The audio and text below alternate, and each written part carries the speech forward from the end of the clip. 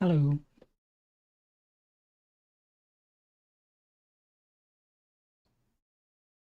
I probably seem even later than usual today.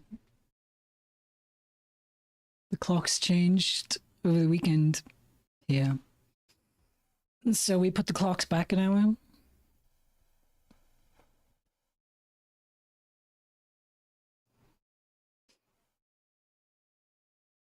Hi, Chrysalis. Welcome. Just faffing with my layers and things. Mm.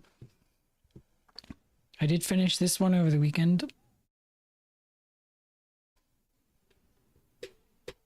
It's still kind of more neat than I intended, but I am happy with how it turned out. I think the process was a bit off, but yeah, we've nearly finished this character sheet. I have been doing a bit of other brainstorming and stuff on the side as well. So I would like to color this one in at some point, tidy it up. And I kind of like the idea of doing knee socks from Pantene Stocking. It feels weird saying those words. That's literally the name of the anime. Um, but I thought it'd be cool to do them in like a fashion magazine cover style. So started sketching things out. That arm's in the wrong place. Oops. It's the wrong layer.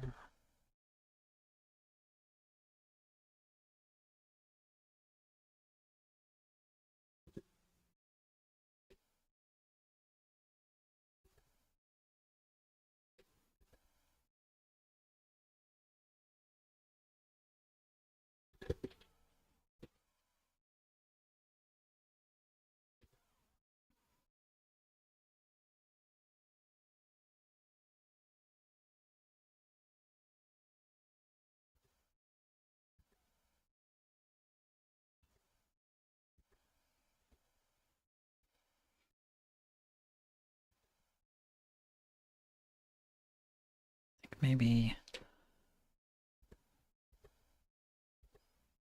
higher angle would be cool, but I do kind of like the one that we've got sketched here already.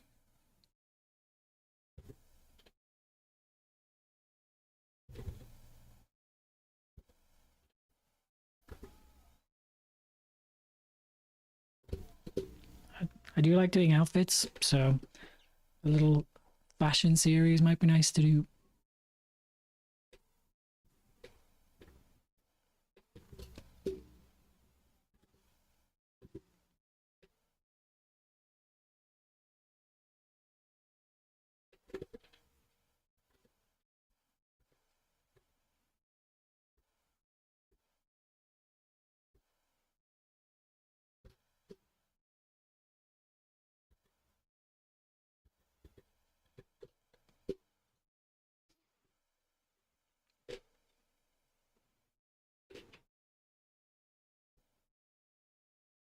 How's the music volume? Not too loud?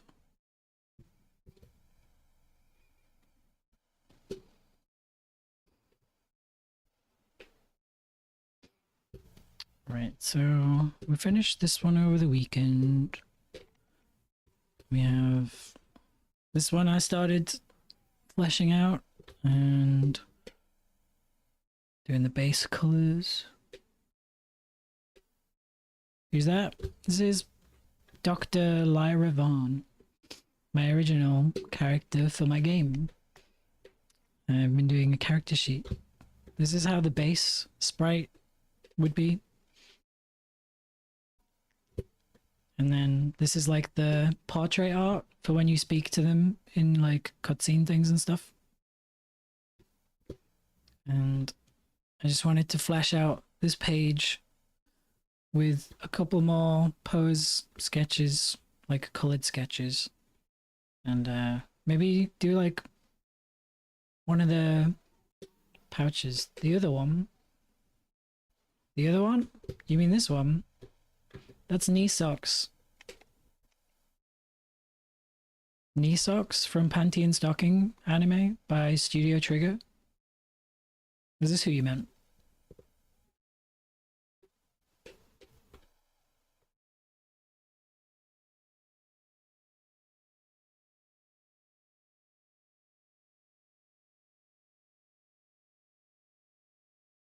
Is this the one you meant? Oh, you mean this one? Sorry. This is, for now they're called Mimi, which isn't really a name I'm happy with, but it's all I've got. This is the protagonist for the game. So this is the base sprite. I'm still not sure on pink or blonde for the hair. But otherwise, this has gone through a few iterations. And so this is Mimi, the mimic monster girl. And the sprite has a little bit more of a chibi look because it'd be quite small in the game. But this would be like the full size kind of design for it.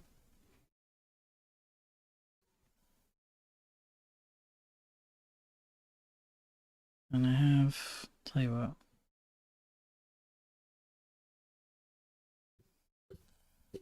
We have all these moves.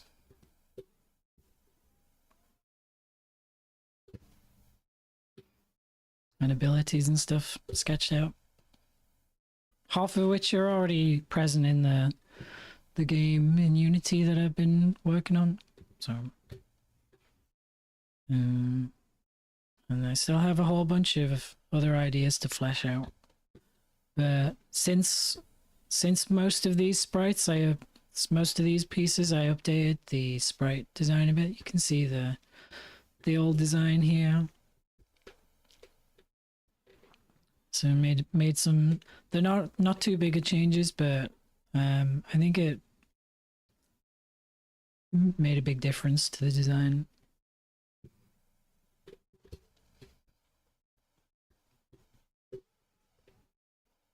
So yeah, that's who that is. And I do plan to do. I want to do some capsule art. I want to flesh out a bit more of like the in-game scenes and how they look, and do like one or two just like illustrations, stuff that I guess would be like promotional art. And we have, there's one other thing we had.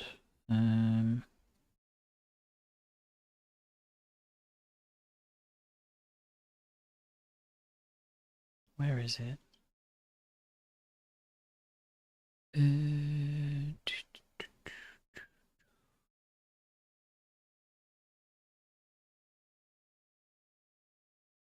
Tell you what, here's a good example.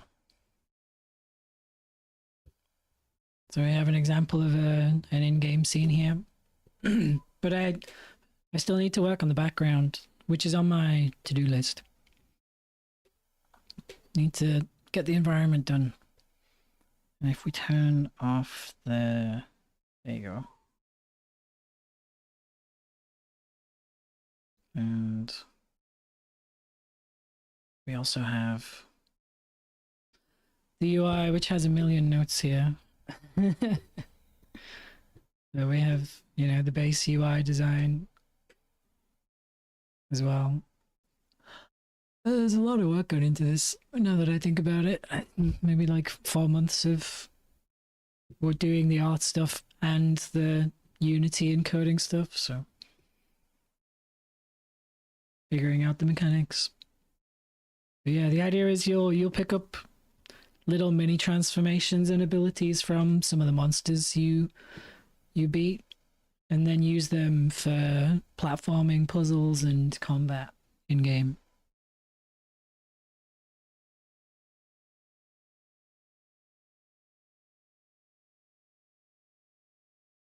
I'm still not sold on the design for the speech bubble, but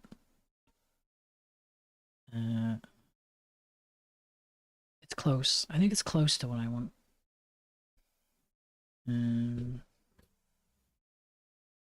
This is an old screenshot from the project, but the UI is up to date.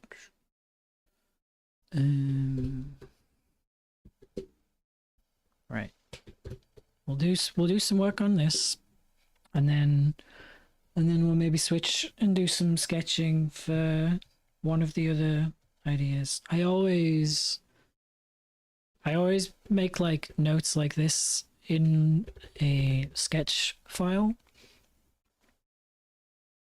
So I just do all my sketching in here, and then when I have a sketch that I'm happy with, I'll copy paste it into a new file and work on it as a finished thing. But it's kind of like it's like my digital sketchbook. So I put all my notes in here of all the things I like, ideas of things I could draw.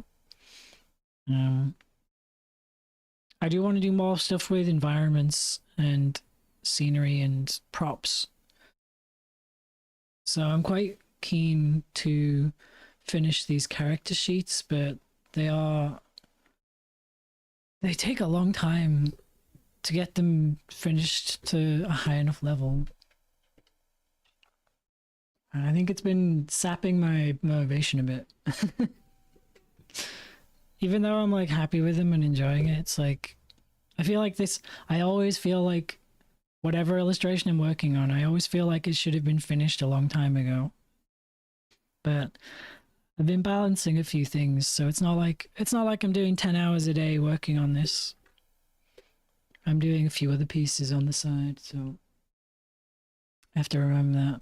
I do a couple of hours of language studying and figuring out game mechanics and code and stuff. Let's see. I think... What is going on with this song?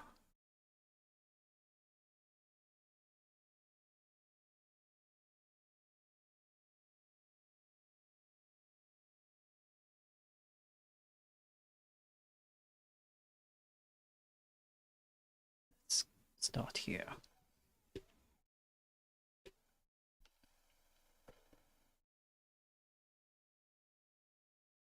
Anyway, I hope that answers the question.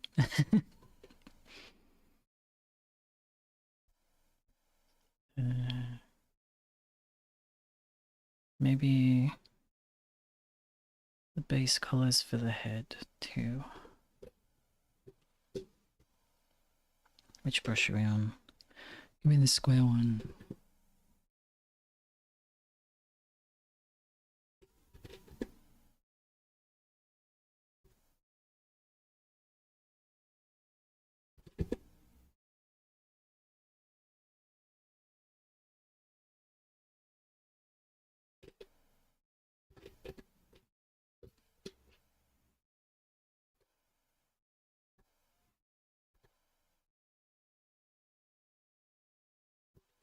We can get this part mostly done in a few hours. I'd be pretty happy. Time's it now? 4.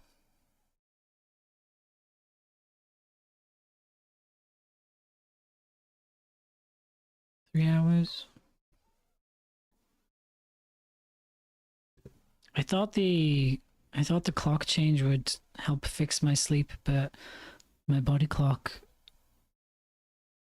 decided to overcompensate for it. And I slept in even later than usual. So I need to do something about that.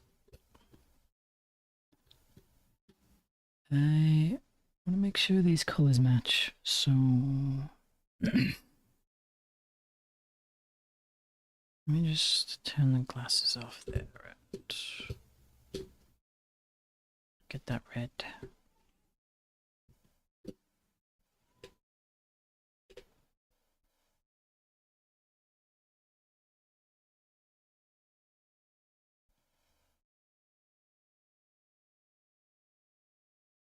Still not quite sure how I want to transition from... It's always this question of how to transition from the sketch and base colors to the next stage. And I keep trying to pursue this style of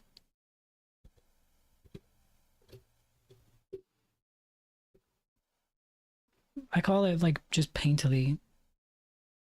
So rather than going too heavy on lots of layers and blending modes, it's like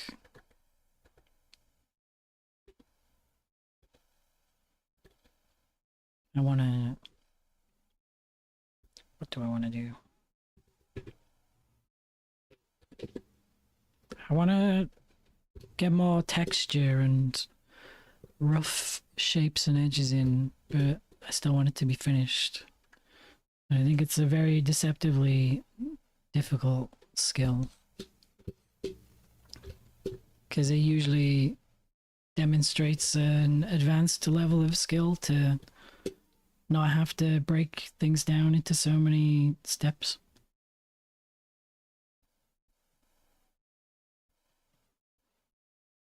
And I think I'm maybe halfway there. I'm still too much of a perfectionist, but there's usually things that in my work feel too messy to leave alone.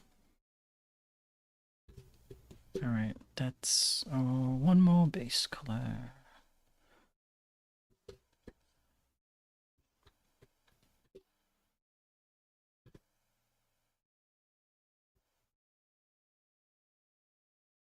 Anyway, how was everybody else's weekend?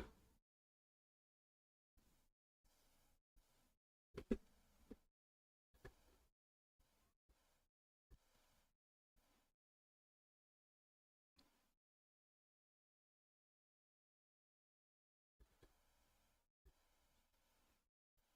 would be the tone. I do really like painting over sketches. There's something liberating about not doing a full-on line art layer and seeing how things like fall.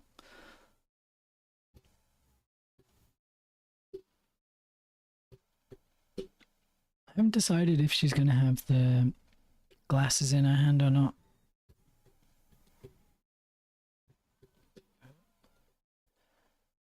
I think if we color the lines and then maybe go straight into flanning it down and adding the shading, we might have more look than if I do a multiply layer or something first.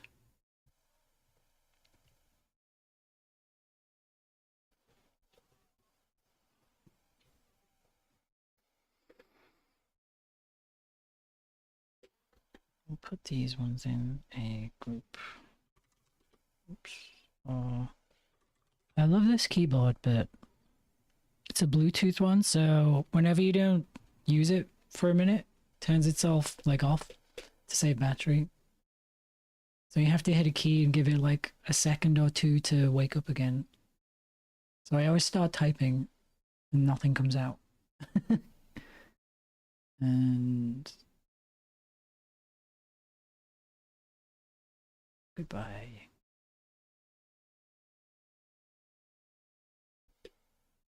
Okay.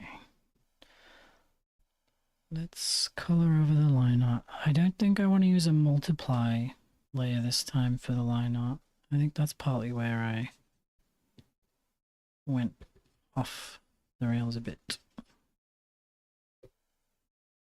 But I think colored lines will be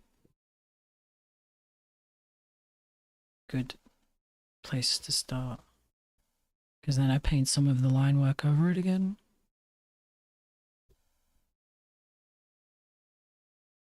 Just remember, this is not supposed to be super polished. It's meant to be kind of loose and sketchy, but still finished.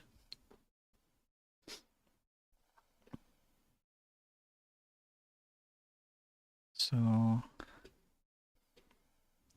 it's a blue. There we go.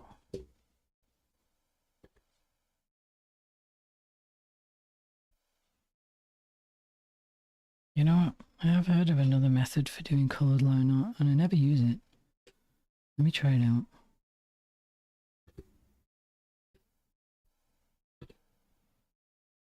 So we merge all these layers together and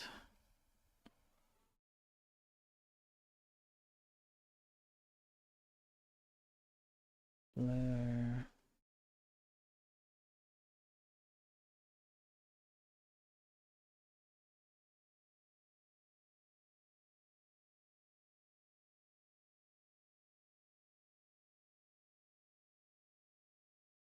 And then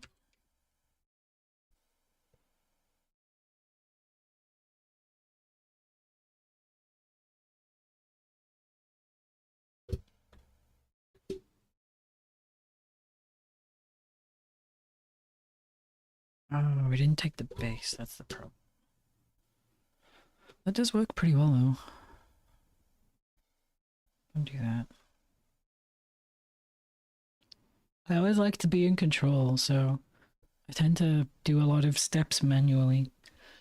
Then maybe I could speed up. Maybe that's where I'm going wrong, eh? Okay, give me these. Merge down.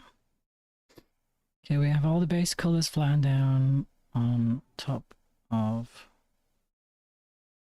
our original lines. And then we do a Gaussian blur just to help it reach everything.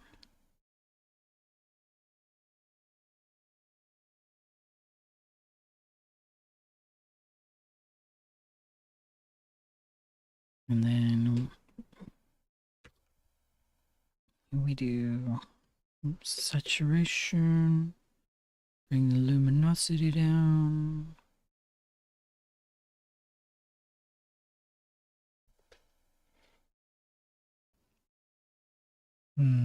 See, it does kind of work, but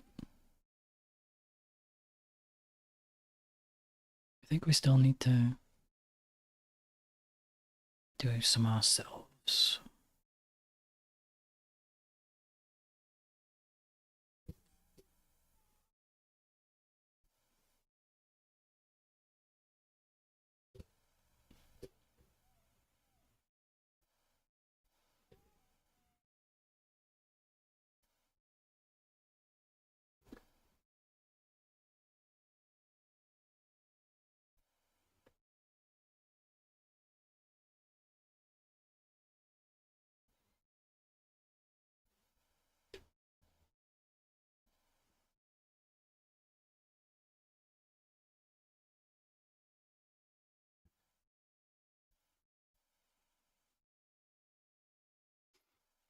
And we usually want the internal lines to be lighter than the external parts.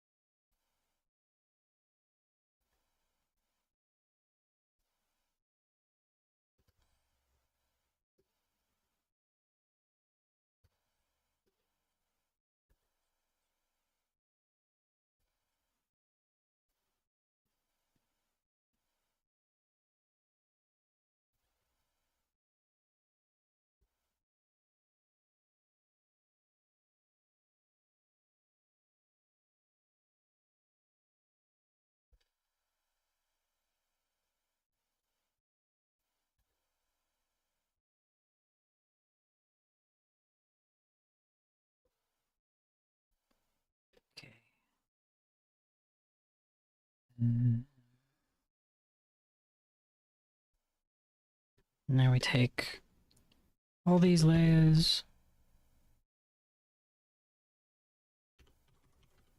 and flatten them down.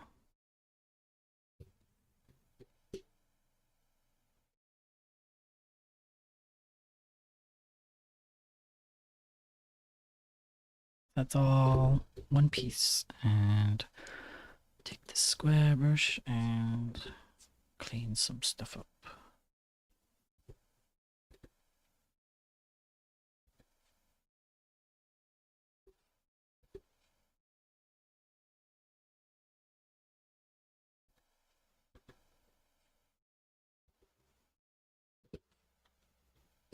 Now, my habit tends to end up being I get too carried away with, cleaning up every single edge before I start painting in stuff like shading. And I think that's why it ends up looking too polished.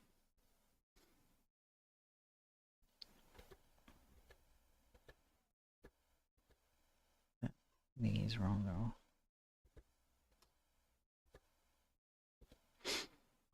So we need this patch here. And we need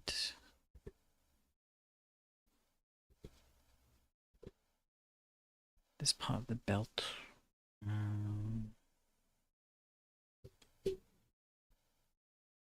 Let's decide on the lighting. I'll do a quick test. So far everything's kind of got top right lighting. Might be best to stick with that. Although this one was meant to be different. It's meant to be more like the upper part of the face is in shadow. Because this is like a villainous moment.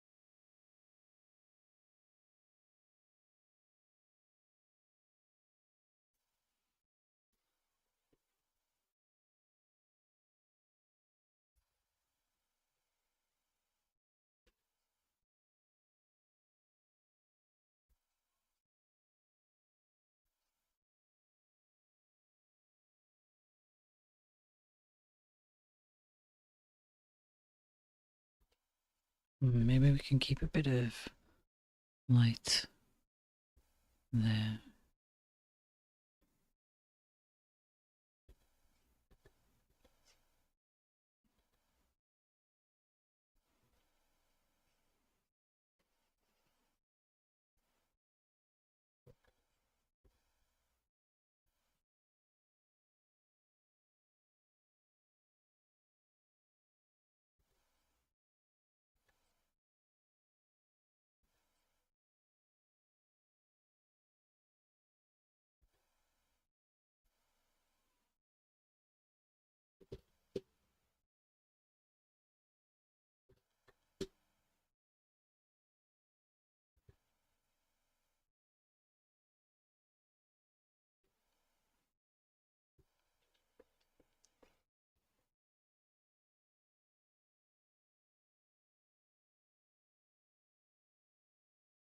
One sec. I just need to check something.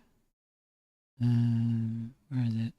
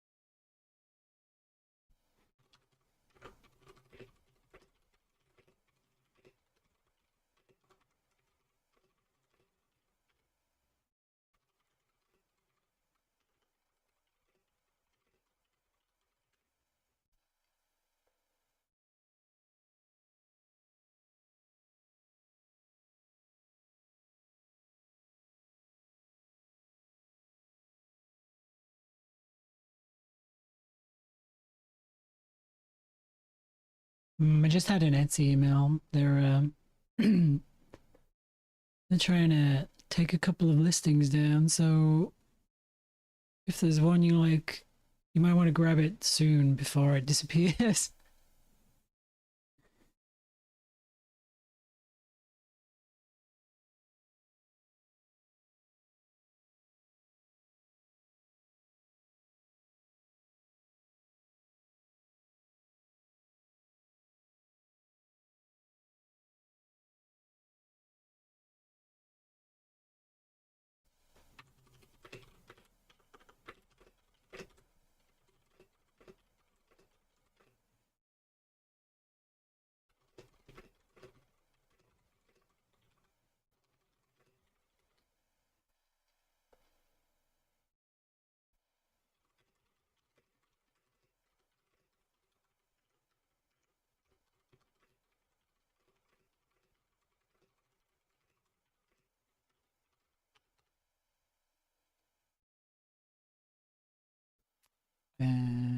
Right.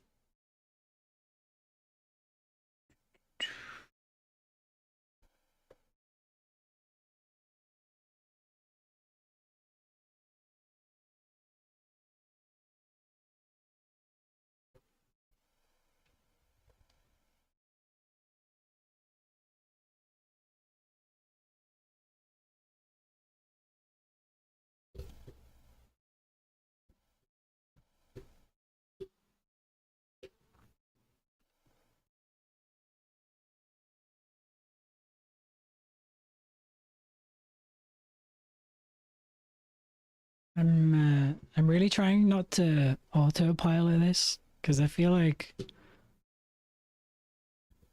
if I autopilot it, it'll come out the same as all my other work. And the whole point is I'm trying to change that.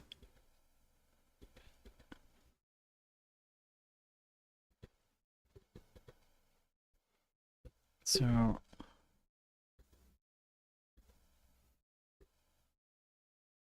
before we think about this lighting.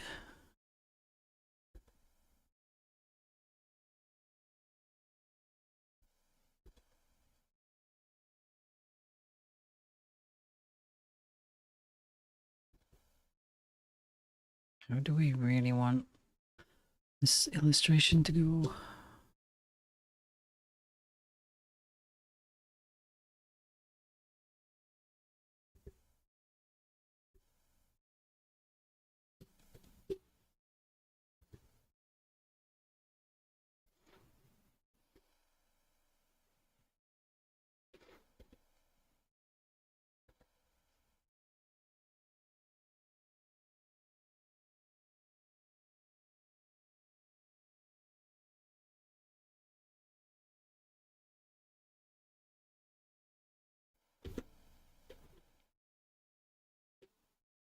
I think that'll work.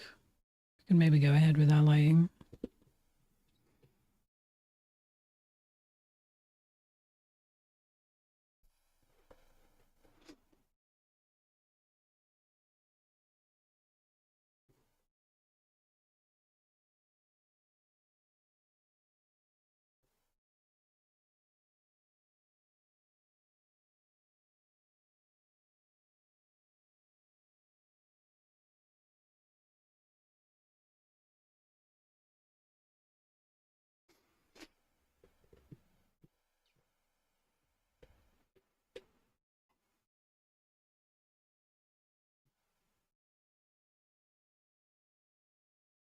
Okay, I think I'm gonna cheat.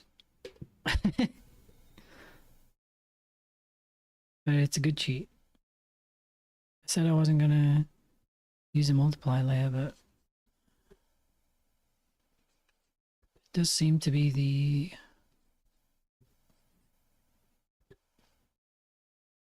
the best way to hit the ground running.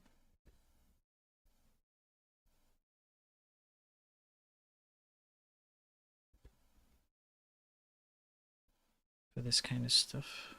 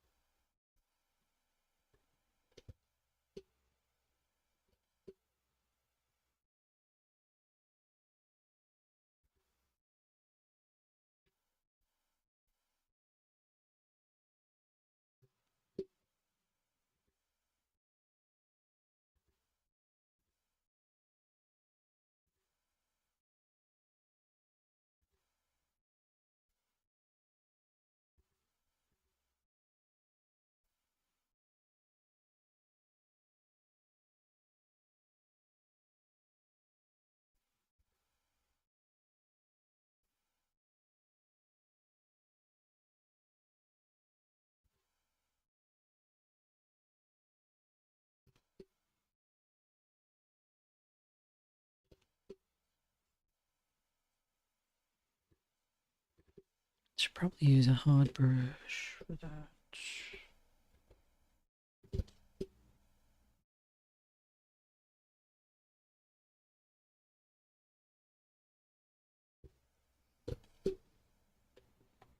That is one thing I forgot to do. Usually put a bit more light on the face before I flat it down.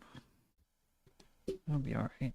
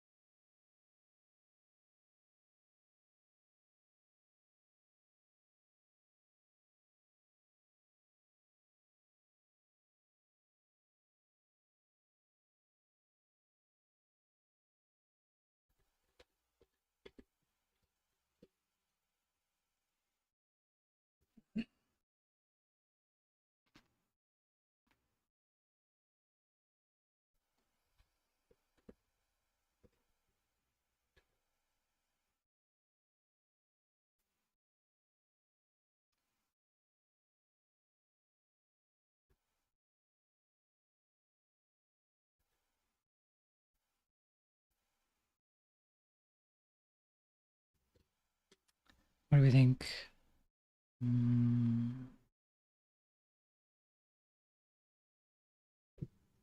Yeah.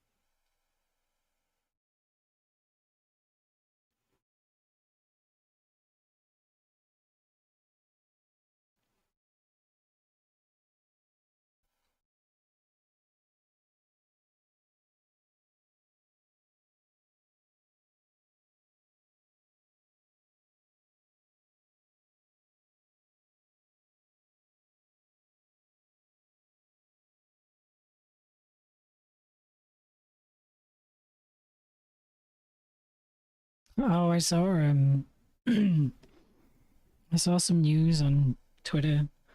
Apparently the they're gonna ditch how it recommends stuff to you that's like popular from likes and stuff. And they're gonna hand the entire thing over to Grok, the AI. So everything you do on social media is gonna be basically trying to please the robots. So that the robots will show your stuff off to humans. I guess. I don't know, it's definitely becoming dystopian. Okay. I'm gonna copy paste these as well. I'm very precious, but oops. Let's see. We're gonna Merge these.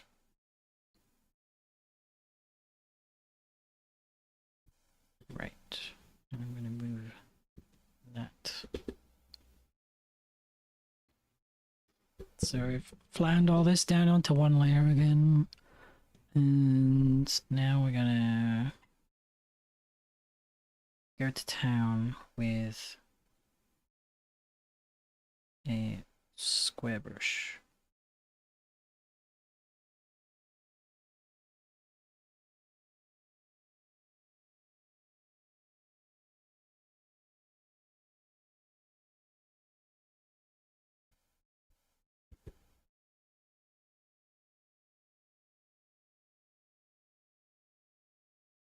And I think we want to just put a bit more light on some parts.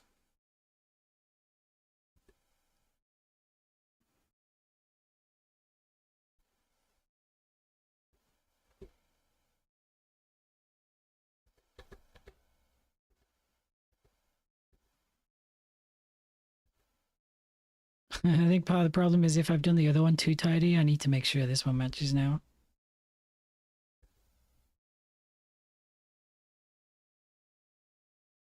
I originally drew that shape to be a shadow.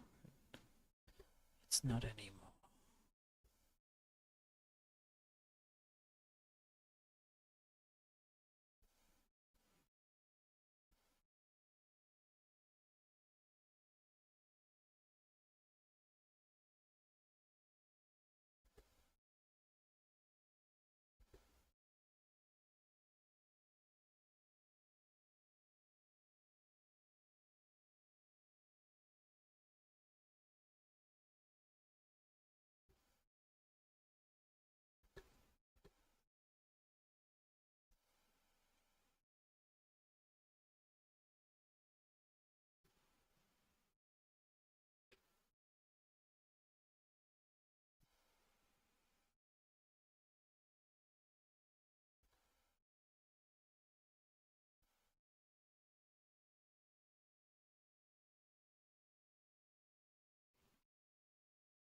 Hi, Hazelnut Joy. Let's go, we kneel to the robots. I really hope that's a joke. I'm sure it is. It's funny, I'm not even, I'm not against AI. Like, I think it's great for a lot of things, but they just keep using it in all the wrong ways, on all the wrong things. It's like, why do they want to replace all the things that are best suited to the human touch with robots? Wow, so good. Thank you. There's more on the page. Oh yeah, don't forget scales as well.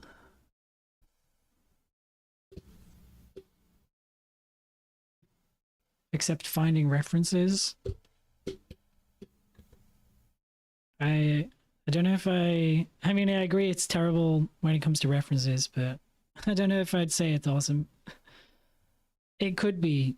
I think that's why that's why it like annoys me. It's like it could be awesome, but they just keep finding the worst ways to use it. Like, hey, what's the most fun job in the world? Cool, let's see if we can make a robot do that. What's the most mundane task in the world? Cool, a human can do that. In medicine? Okay, I'll concede. In medicine, it makes sense to use every tool at your disposal. So yeah, I'll give you that one. As long as it's like to come up with medicine. I don't want an AI to prescribe my medicine if I need any.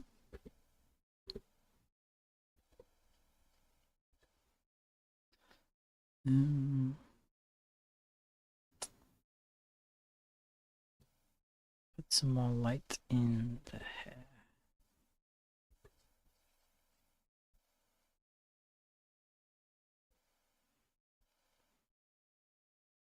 You hope AI prescribes for you? Why is that? Is that true? It's better at finding cancer? How does it do that? I want to hear everything. Cite your references.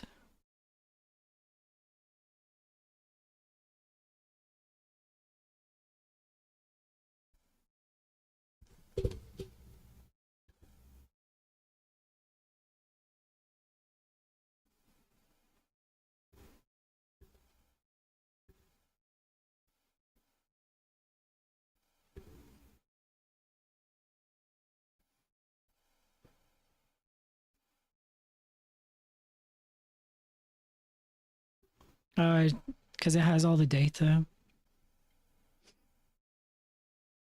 That makes sense. Doesn't a human still need to look at that and agree, though? Like, you can't. It makes me think of like, it's like when you search things on Google and it gives you an AI summary, and anyone who knows enough about the subject can usually tell you that the AI's got it wrong because it's just reading the top Reddit posts. Humans should look at it. Yeah. It does sound like a very powerful tool for medicine, though.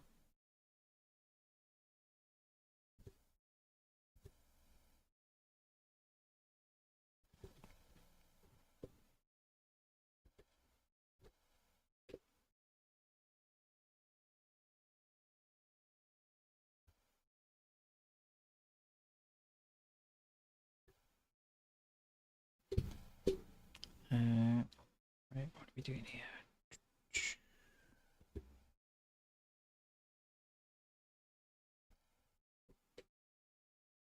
Protein folding.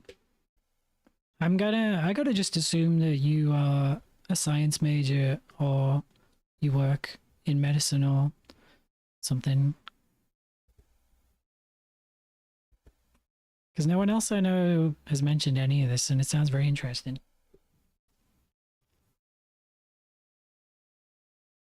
What is... I've heard of it, but what is protein folding? It sounds very familiar. I feel like I heard it in something very recently too.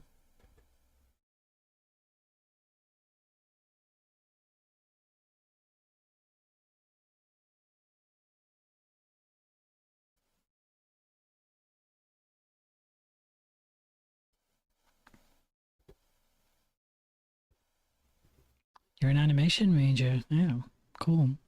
Is the medicine side of things just like an interest for you, a hobby? I usually see it the other way around. I see people who are like scientists and programmers and, well, maybe not programmers as much. And they'll do amazing artwork, but it'll be their side, like just their hobby. Their hobby. That's cool. That's how do I put it? Intense hobby, maybe? I don't know. It's not one you hear as often. I do find science stuff quite interesting though. I've never looked into medicine before. How much detail do we want here? Maybe we'll do the...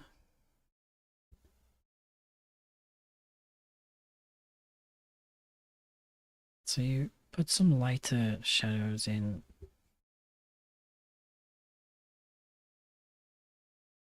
The underside. Something I feel like I forget to do a lot, but it gives a lot more depth to them.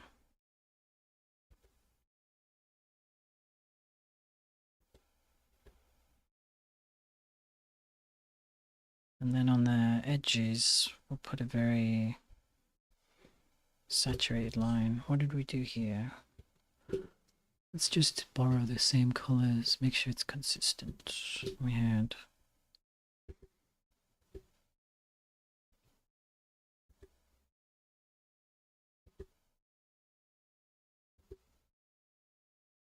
that's not enough.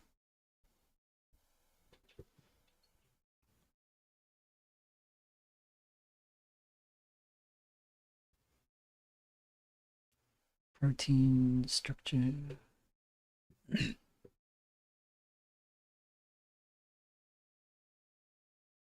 AI found all 200 million possible structures of protein. And knowing the structure means you know the function. Wow.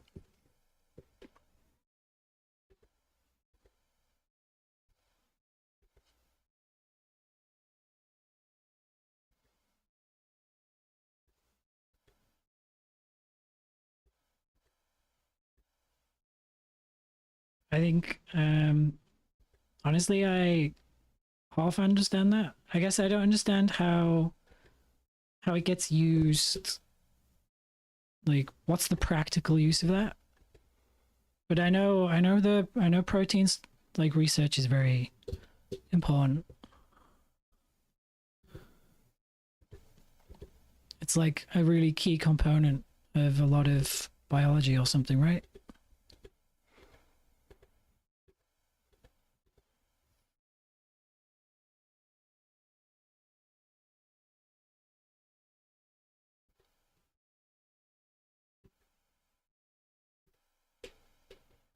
Everything in your body is based on protein. Yeah.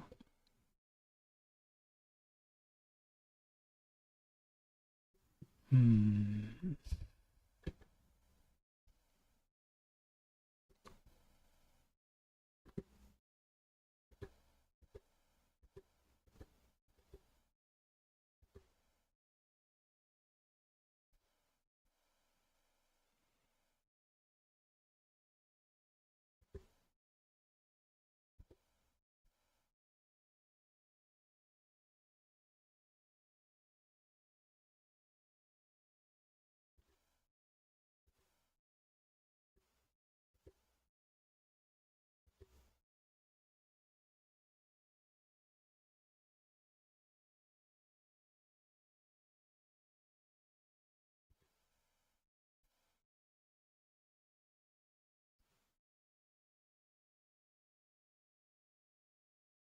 Oh, I see. Everything the matter. So there's a function in your body. Everything is based on a protein.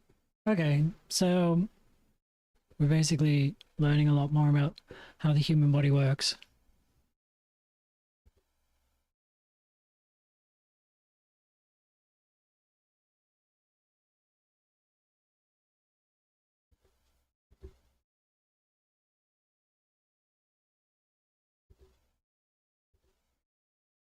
Um,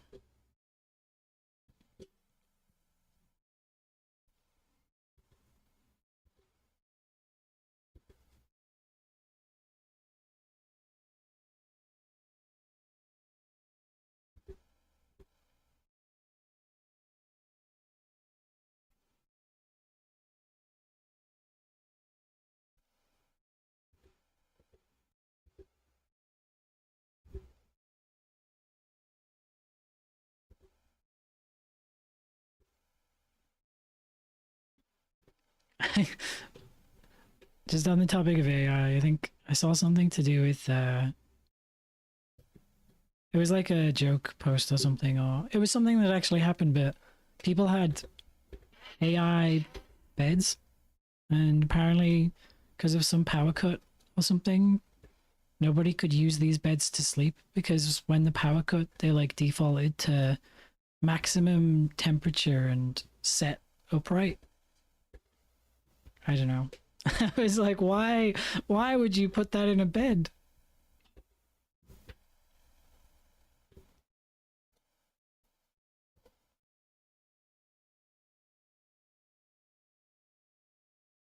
Bit more shadow.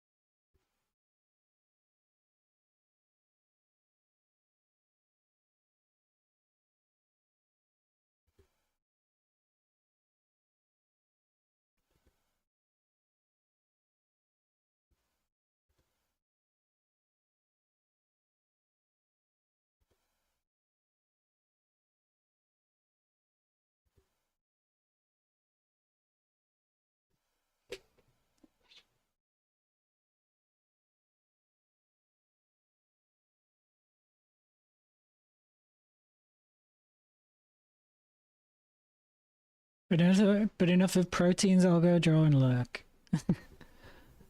That's fair. Lurking's totally welcome. Could you tell the story of your high school crush in as much detail as possible? It's an interesting question.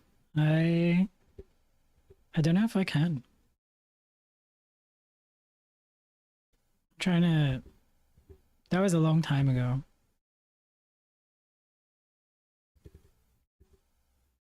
I definitely had a couple of crushes,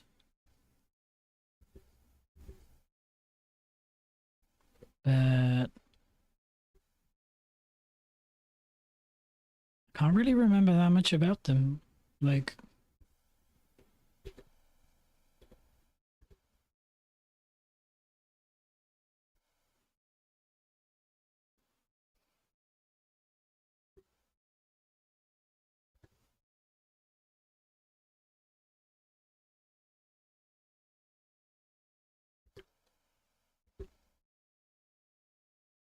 high school really makes me cringe when I think about my high school days.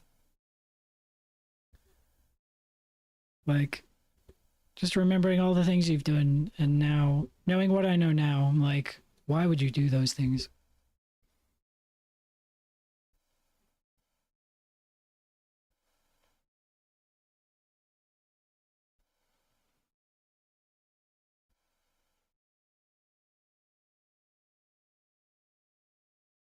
I think I'm gonna remove the glasses. I don't think they really need to be there. She doesn't need to hold them. You can just have a shot without. They just kind of complicate stuff, right?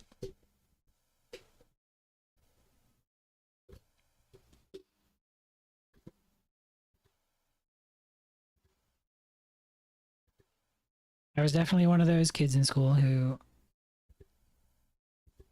didn't. I wasn't at the top of the crowd, you know? I mean, how many artists are ever the popular kid in school? Um, how are we looking?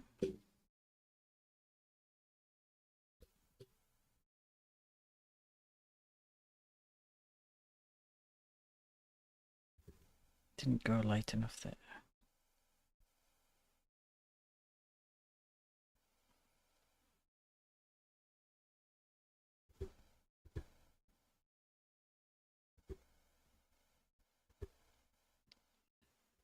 I feel like quite a few people I know remember from high school started off really like cool kids, and you know they didn't do their homework and they'd be loitering in the wrong places and this, that, and the other. And then by the end of school, like in sixth form, it's what we have. It's kind of like it's a bit like in between uni and college stuff. You can go to college or do A levels, and then after that you go to university.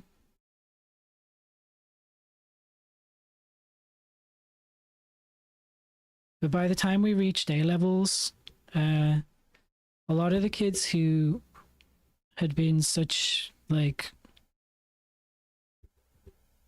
characters and bullies and outlandish people and the real cool ones, they were a lot more nerdy in a way. They were a lot more like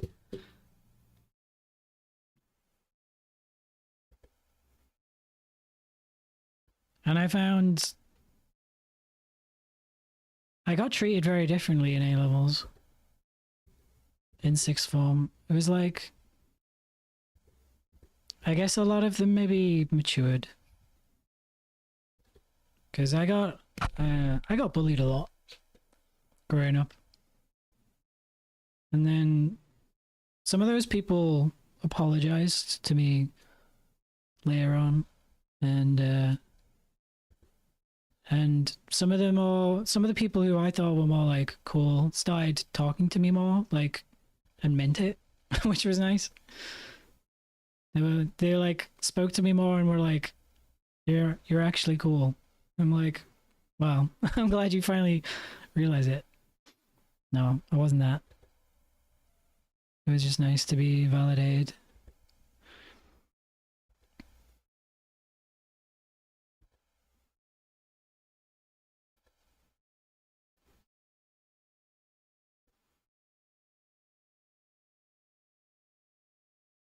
I feel like people kind of reverse the roles as school goes on.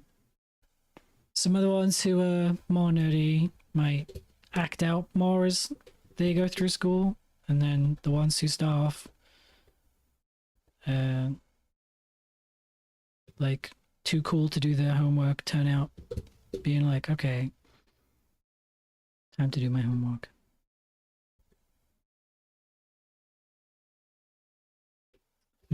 What am I doing here? I'm losing myself in tidying stuff up instead of painting the things in I should be painting.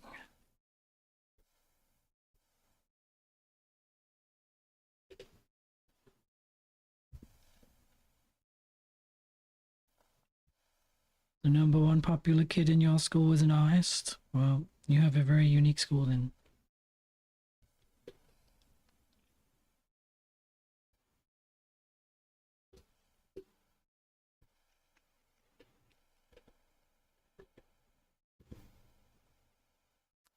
It's...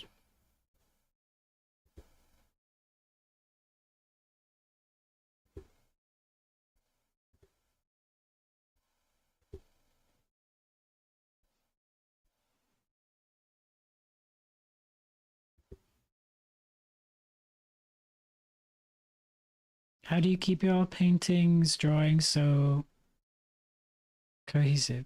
She was the hottest girl too. Okay, there you go. So it was more like they were the hot girl, but they also happened to do art.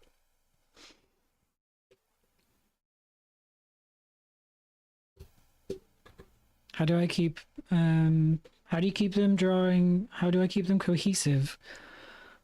I don't know if I even do, but if I want some things to look the same, I'll make sure to stick to the same brushes and the same process.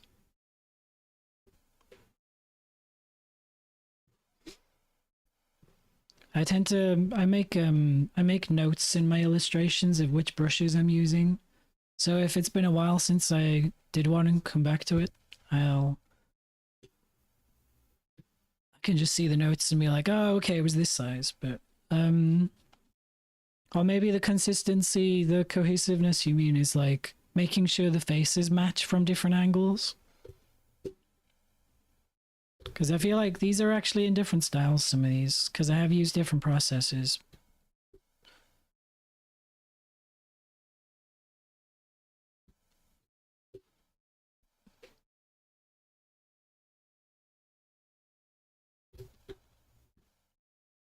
Mm.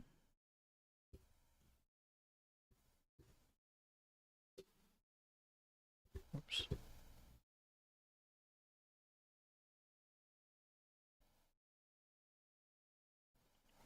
They feel like one character. Okay, yeah. The There are no random lines and things distracting. The random lines and part is me just taking the time to compare each drawing to the other one and making adjustments so they match, and tidying things up a lot. It also, you find the more you draw one character, the more efficient you get at it. You start simplifying things more. So the first version you draw will be like, will have maybe unnecessary details. Then the next couple of drawings, you've kind of figured out, okay, this is the consistent shape I'm going to use for the sleeves, and this is the shape they have for the heads.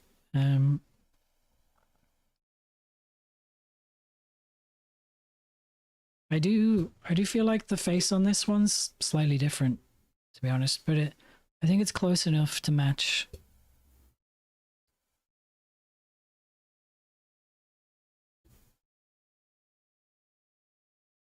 Probably because I turned the glasses off though, maybe.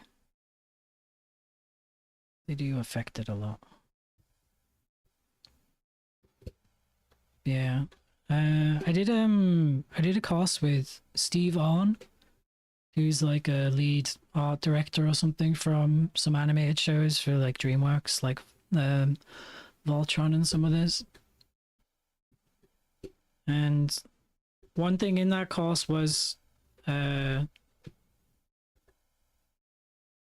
to draw the same thing from like 5 different angles.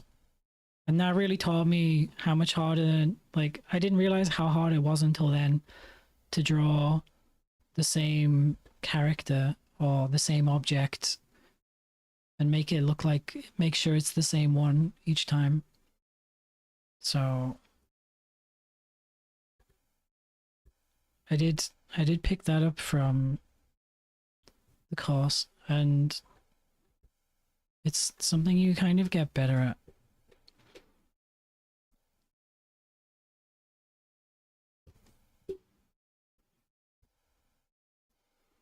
There's no real short answer, but you can use your own artwork as a reference sheet.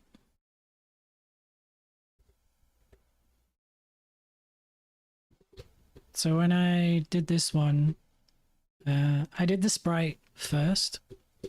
So the sprite's been the base.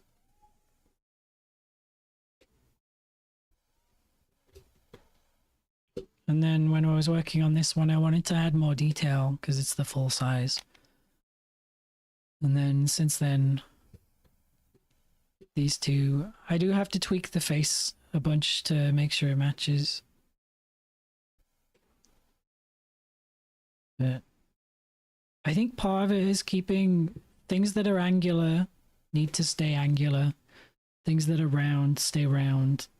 Because when you start changing that up, that's when it starts looking like a different character.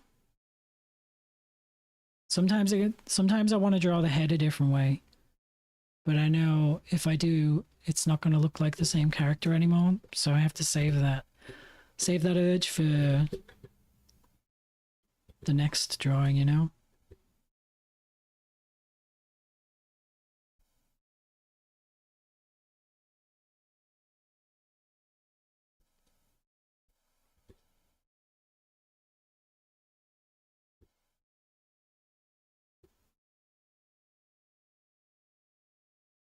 But yeah, the repetition goes a long way. And using your own art as a character sheet. Or rather, doing a character sheet helps you figure out things, because maybe you do one drawing of a character and it's great. Then when you try and draw them again, you realize there's a lot of things you haven't figured out. Like, what do they look like from the back? What's underneath the clothes? Like, what shapes do they have? So then you realize how different clothes will look on them.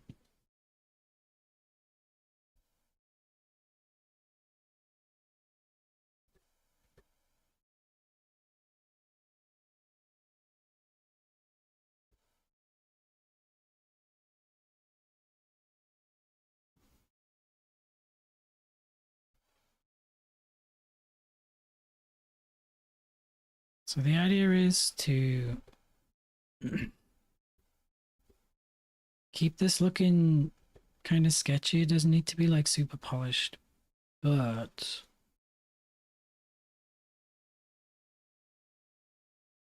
you take some extra time to clean up just the face and the head. And then the viewer's eyes are drawn to the place where there's the most detail, which should be the head.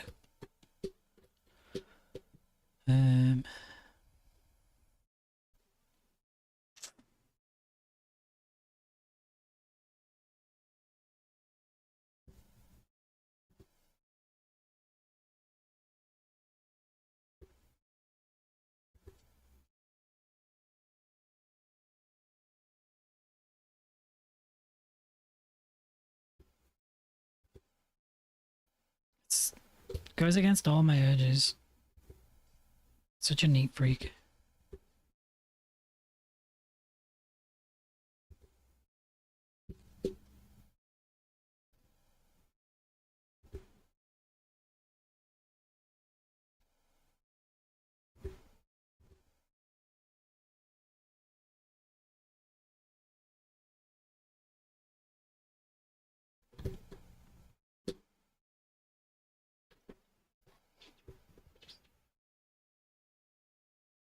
Yeah, if you want to do the exercise for drawing things from different angles, I can show you mine. They were objects, just like simple geometric shapes, but it was a lot harder than I expected. It was kind of a wake-up call for me. I realized all my theory knowledge wasn't enough. I needed to practice. Like, I needed to just do a lot more.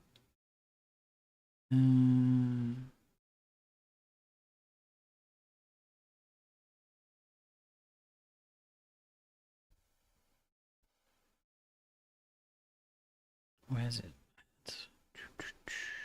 What year was that? It was a few years ago.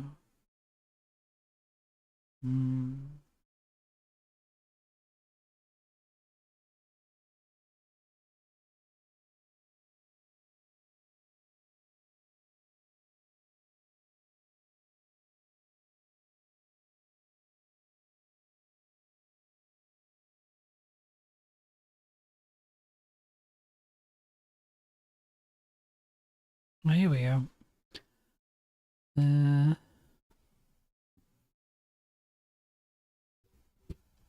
There's one. I realized. Do you draw them from reference or imagination? These are from reference. It's just a simple 3D model, so you can rotate the model and draw it again. But I mean, I can already critique this one. So, I mean, actually, I already did. I already knew what was wrong when I drew it. So, this one's much longer than this one. You can tell just at a glance the length doesn't look right. And same here, this one's shorter as well. So,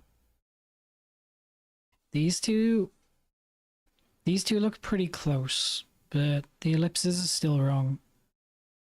And I think that one's pretty good. But you see how they don't all quite match?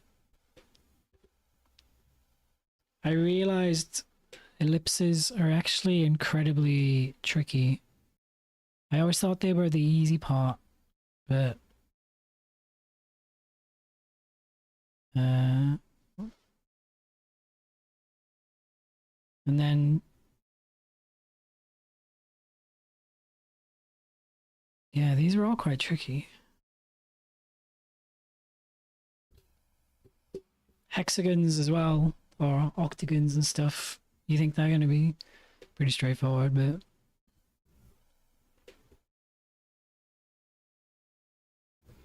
but exercises like this will give you a massive boost. And they'll help you improve at visualizing things. These ones are close, but the hexagon's wrong. It's not a hexagon. I keep calling it that. Oh yeah, look at that. So that edge there is much longer than this edge. Or rather, they're actually the same size, but in perspective, that wouldn't be the case. So it'd be like...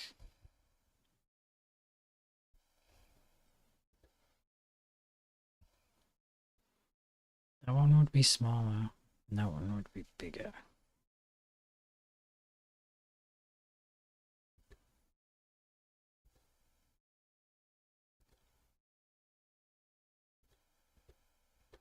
I think what I ended up doing was I kept drawing these things in kind of an isometric style perspective instead of a more realistic perspective. See how these lines are parallel is part of the problem, and they shouldn't be. See, just those small changes immediately look a bit better. Same here. So you do like the square or whatever. And then you do the circle, the ellipse inside. Well, you do a crosshair first, so you know exactly where the edges touch.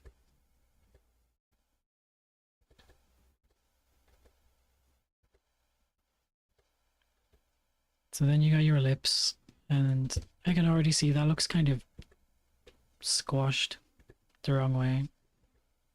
Should probably bring that more that way.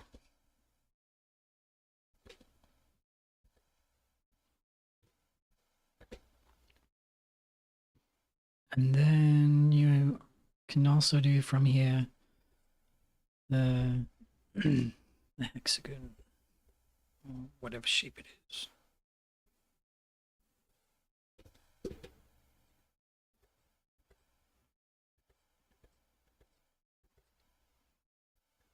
You know, you have to break down these shapes into all these pieces. And that kind of stuff goes a long way. The drawing anything like humans and animals and buildings and scenery, and these ones are close. I did these on paper as well, which is maybe harder, but that should be more like there. Probably.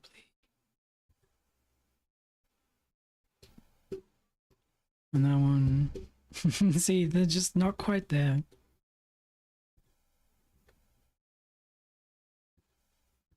Yeah, see, it's wider at the back again.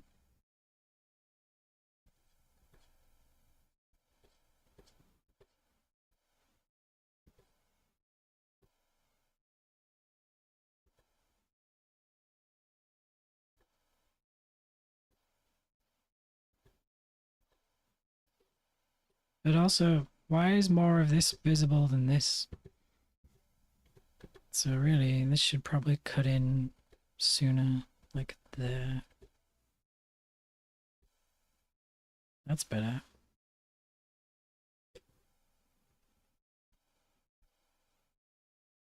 And this would be... You know, that's one thing I love about digital. I can... When you draw something like this and it's off, it's a lot easier to tweak it. That's one tool I'd recommend. But yeah, okay, that's enough of that. No. No. After that, we did, that was just week 1, by the way. Week 2 was doing the head. We had to do skulls and then we did head. And so I did these skulls.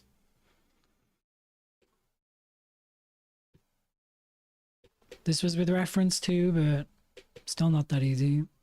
And then using those skulls as a base, I did the heads, and I got feedback on this one especially, and this one.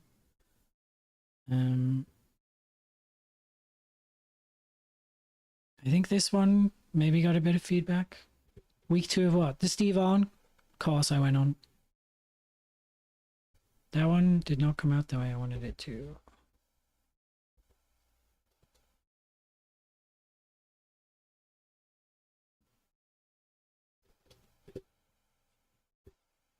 Unfortunately, he doesn't do the course anymore. It was a 9-week fundamentals drawing class. And it was done online. So I did that on top of my job.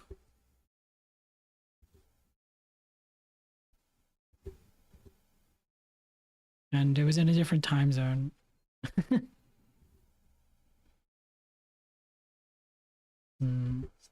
See, this is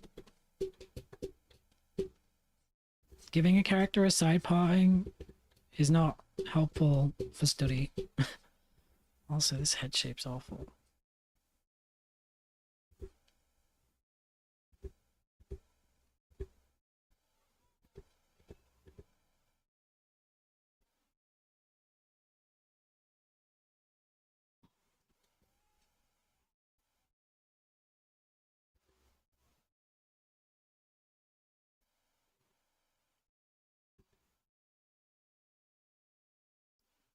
A lot of Japanese music. Am I Japanese? No. I know Japanese, and I've lived there before, so there's that. What are we listening to? Double check. What happens is you put some music on Spotify, and then it kind of trails off onto just randomly suggesting stuff for you.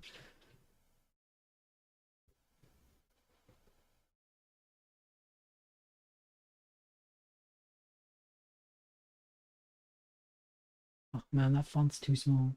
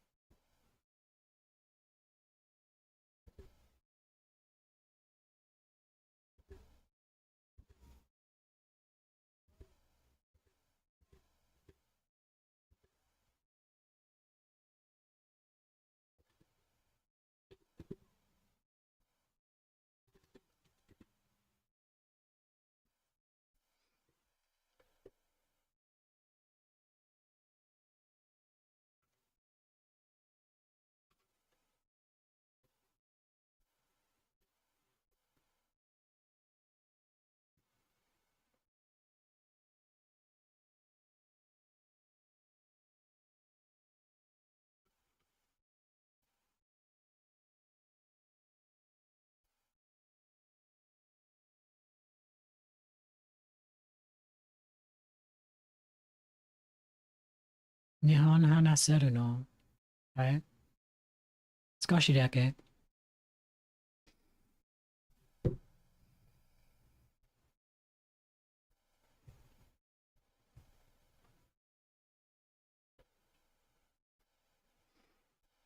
けど、ずっとで日本語話してないから、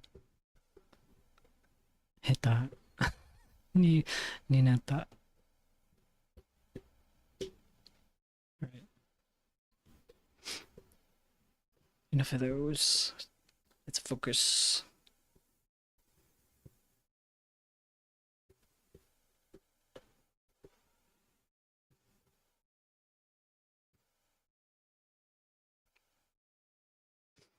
Da yo ne.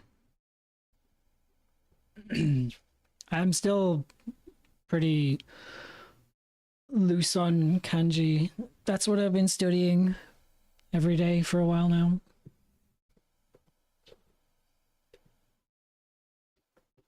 And kanji in different fonts is also a bit of a hurdle at the moment.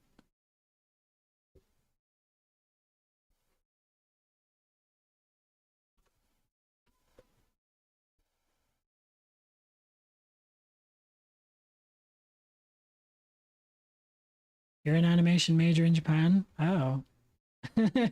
Okay, you know way more than me then.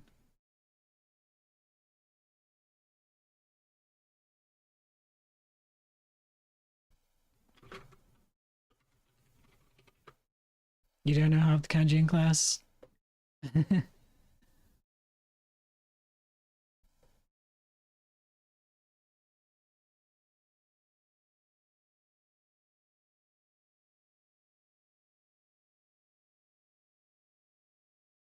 my my speaking and listening is a lot better than my reading and writing. So that's what I've been working on for a while. I mean, I knew hiragana and katakana for a long time.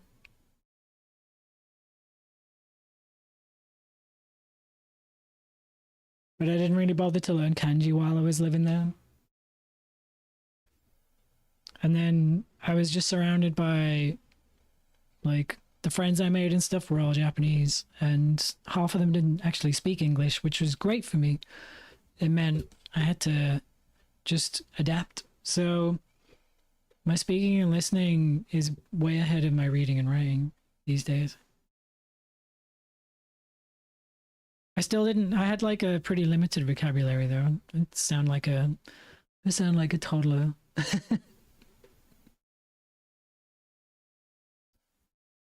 Anasanai to. You know, I'm not sure if I've done that other kanji.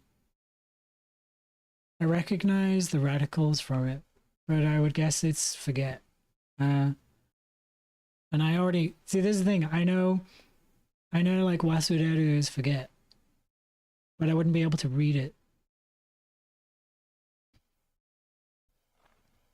So while I've been learning kanji, it's been like a weird reverse thing. There's so many words I like. There's so many like kanji I come across, and I'm like, why the hell does that kanji mean that? And then eventually they pair it with another kanji, and the two onyomi readings come together, and then it clicks, and I'm like, oh, the word I've used a million times. Now I understand where it's come from. So.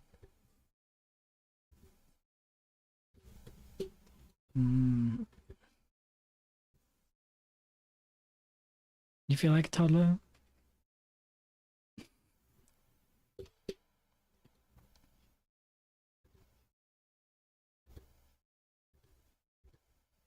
Some of the people I got to know while I was there, they said the first month I was my answer to every question anyone asked me was maybe tabun. Just like tabun. It was because I didn't know whether they were asking a positive or a negative. So I'd like mostly picked up what they were saying. But I just hadn't quite picked up which way round it was. So I like mostly understood the question, but my answer, I was too hesitant to pick. And then they would start trying to throw English words at me.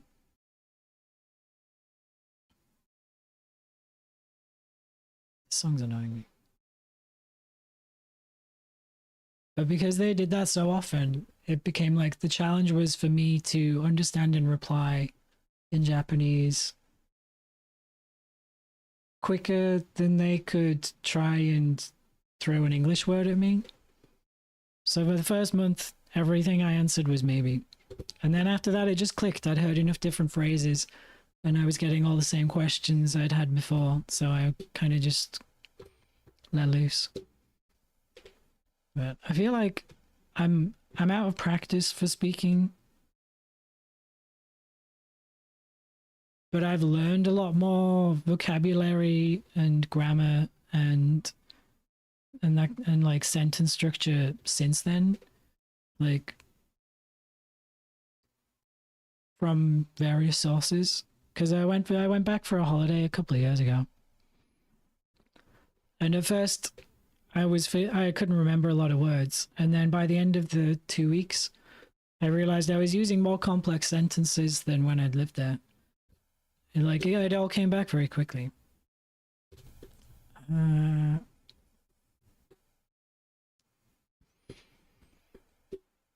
Let's put some of these scales on. So she's got.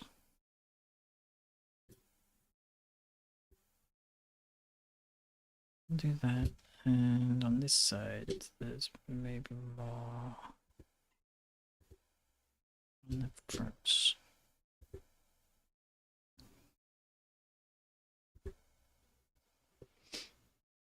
But yeah, being an animation major in Japan must be pretty awesome. I feel like an animation course in Japan is going to be 1,000 times better. I guess it depends on the type of animation. How'd you end up with that? Do you have like a dual visa from family, or is it like a scholarship or something?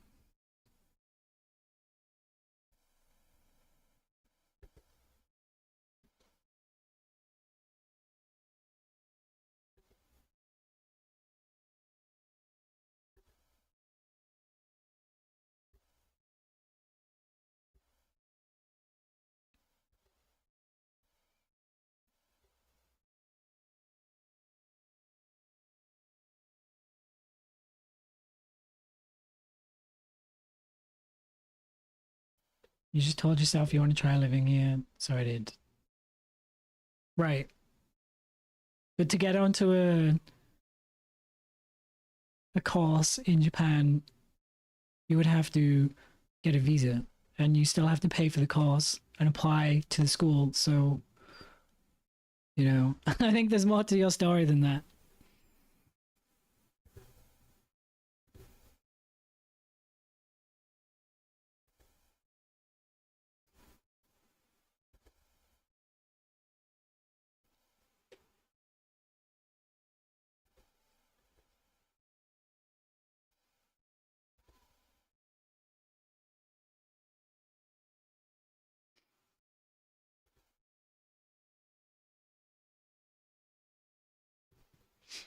You applied to school.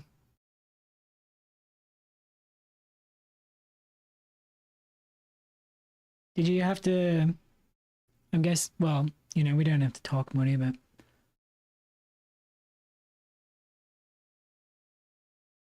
did you have to pay for like the tuition and visa and all that stuff? Have you got like a part-time job or something on your student visa? Because you have to have enough money to apply for a visa still, don't you? Visa doesn't cost. It costs somebody. Maybe the school handled it. I'm guessing you're a university like age. Or are you, I don't know, are you an older student? Sorry, these are personal questions. You don't have to answer anything you don't want. I'm just very interested because I've been looking at different options myself. So you're like a great frame of reference for me. And it's interesting how people end up in different countries. But I was looking into I've applied for jobs, but they always come back and say they want business level English, I mean Japanese, and it's just not something I can confidently do yet.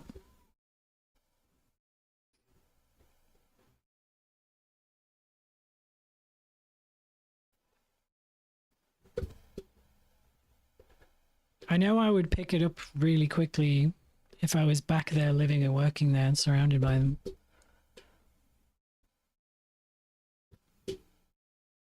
But they're like, if you don't have business level, we're we're not hiring you. I'm like, oh. So I was looking at there's language courses, which would be similar to your method, I guess. You can pay for a language course, but you have to pay for the whole course and your tuition, and you need to have enough money in your account to apply for the visa because you have to prove that you can live like without a job for a couple of years. So you need to have savings.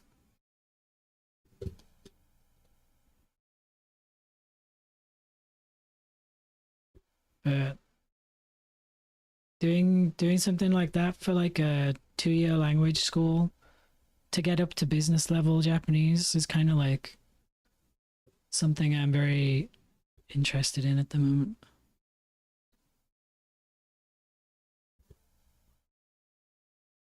Because I might find work while I'm there anyway. You know, sometimes just being in the right place at the right time can land you that, like, the thing you've been looking for.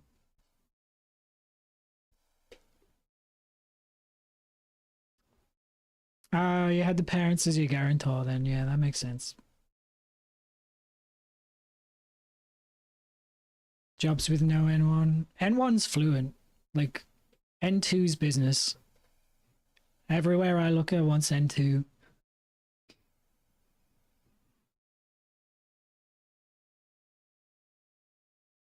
You got savings? Yeah, I get you. They say N2, but they mean N1 probably. True. I imagine an interview in Japanese would be like terrifying, to be honest, because I know how much more the like honorifics and stuff mean, and I can speak plenty of Japanese, but the the formal stuff, what's it called? Keika or something? I've forgotten now. Can tell how out of practice I am. Keigo. The Keigo stuff is like so much more complicated than it needs to be. And remembering all the Keigo forms of stuff is like having to speak like that is exhausting. And I imagine doing that in an interview.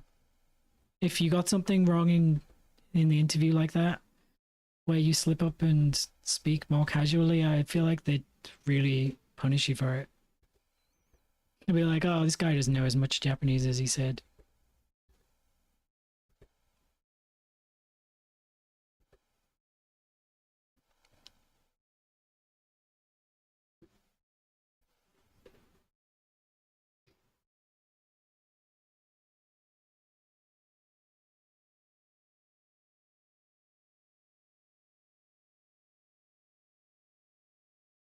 Do the simple Keigo, which is mass. I mean, I know more than that already. There's definitely certain phrases as well. I know.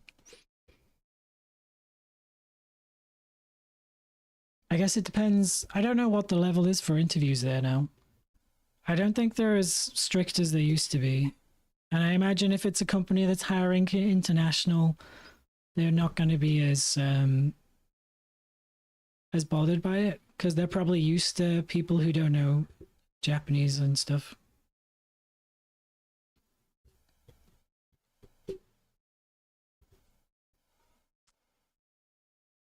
Okay, what are we doing here? Let's see. I'm sort of just making a mess. Am I from the US? No, I'm from England.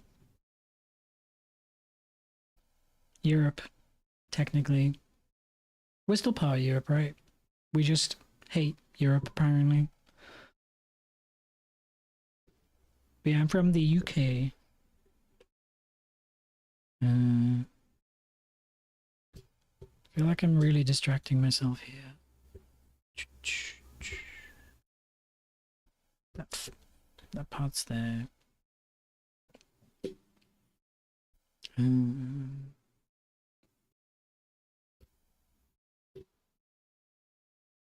Oh, we need the. Oh, maybe you can't see the book a lot, but then we'd see these, right? So to see.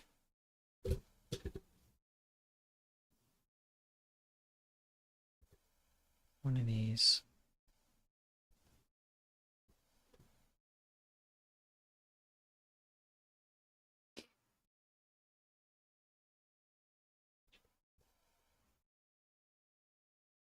If you don't have much savings.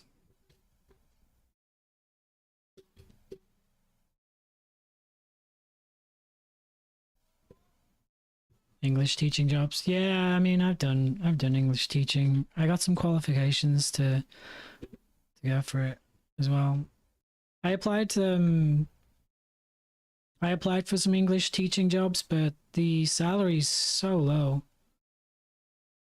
And I would only be taking that job to get a foot in the door. I would still be wanting to study Japanese and continue illustrating. So I wouldn't. I decided it wasn't worth it.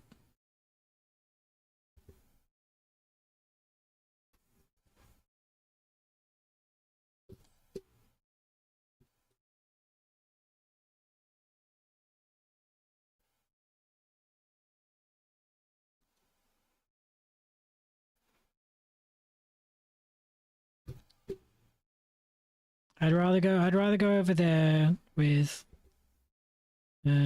illustration work or as a language student.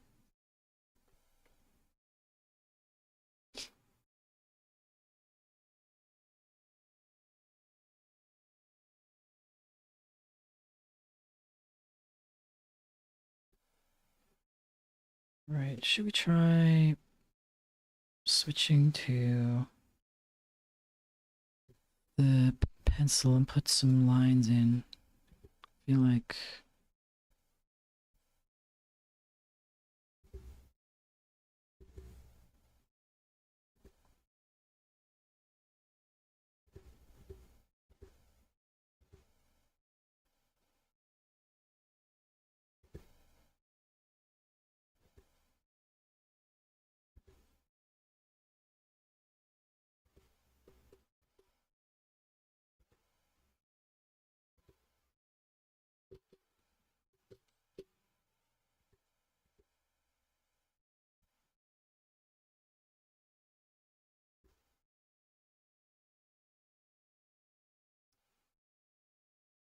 do I have a degree? Yeah, in animation, actually.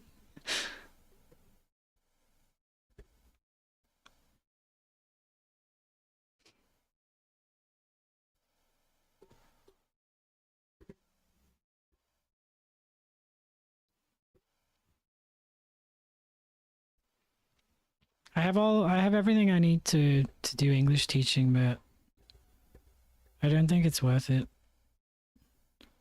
It would be a means to an end rather than the goal, you know.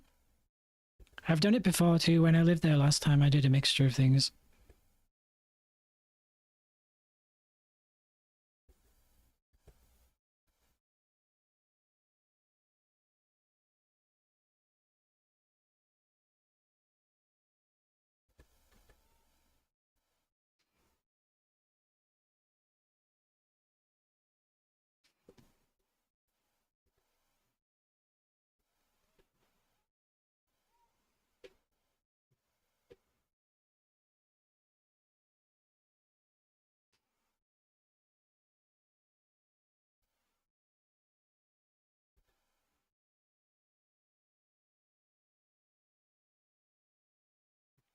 I thought this was an advert. This is actually the song.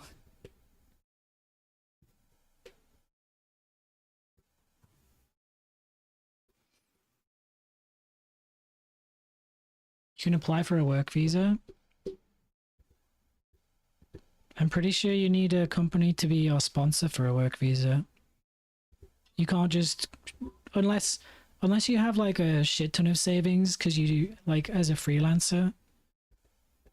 If you're a freelancer with enough savings, you can just live any country you want, but you have to pay a lot of money for the visa still.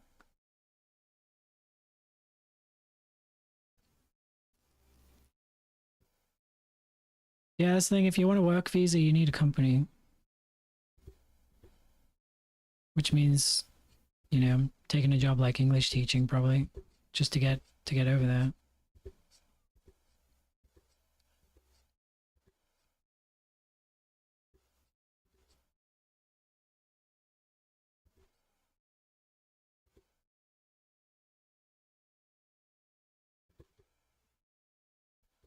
What is this song? Why has it got all these Jet 2 holiday ads in it? Interesting sound bites.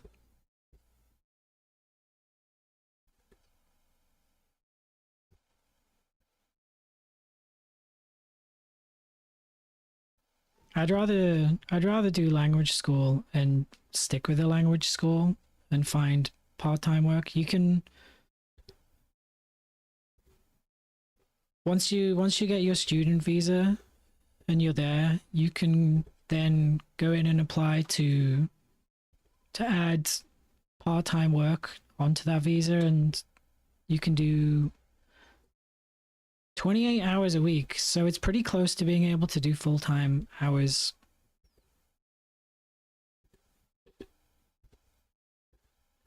But yeah, obviously finding work without language fluency is the other challenge there.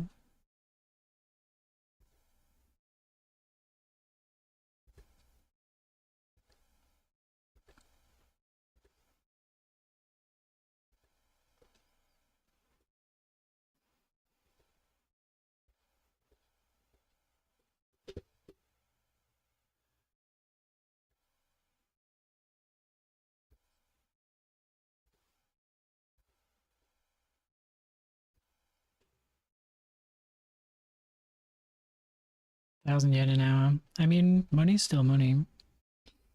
If you have savings and you've got part-time work, then it just means your money lasts a lot longer.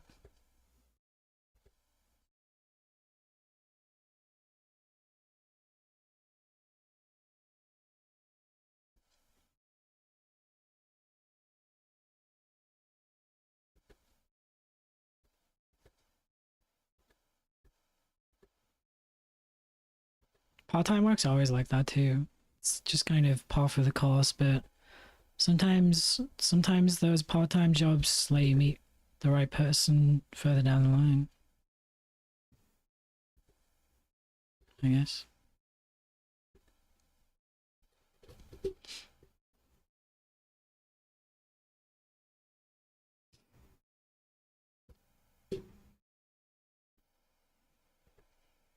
If I get like a proper, like, it's like the English teaching jobs. It's like if you have a full-time job that pays too little, then it's not worth it. But if you're just doing part-time to like make your savings last longer for a while, I think it's all right.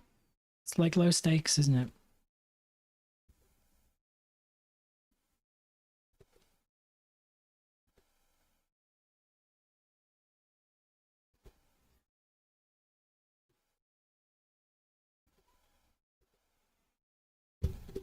Okay.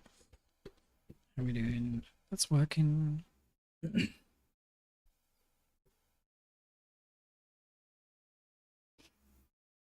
Yeah, if you have a well-paid job already, may as well save up as much as you can before you go instead. I think that's what you're trying to say, right?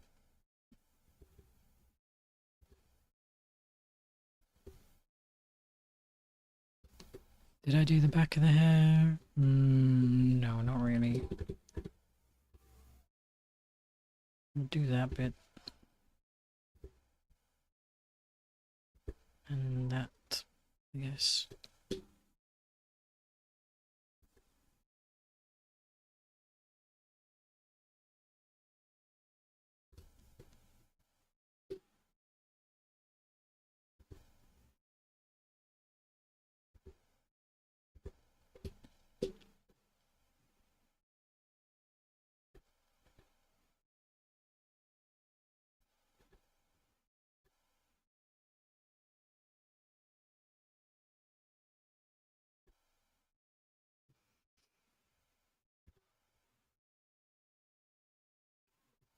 It's 3 a.m. there.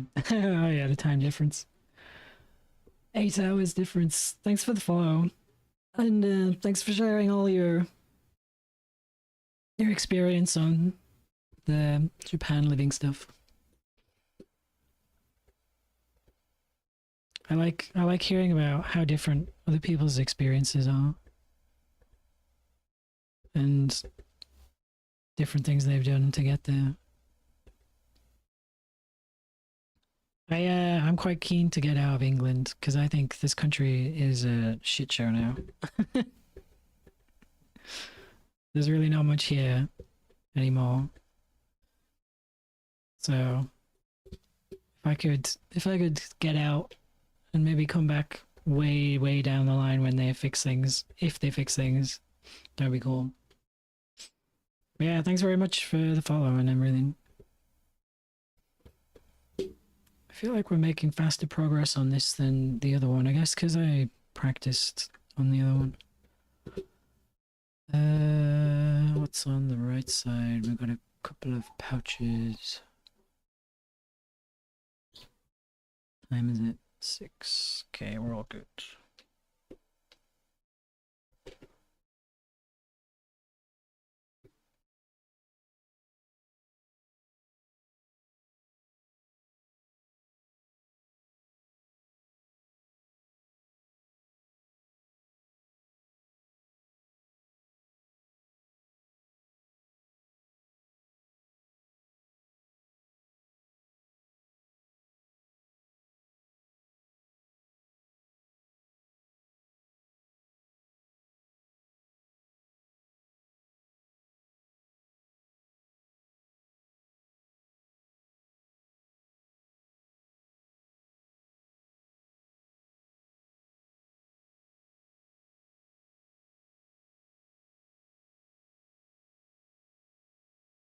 That's your Instagram. You can drop a direct link if you want. People don't get banned for dropping links in here. Drop your link before you go, and I'll click on it and have a little look see.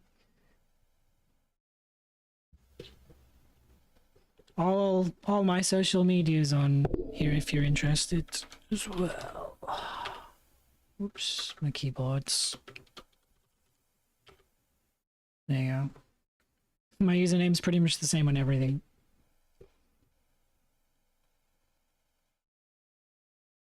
Did I put many lines on there?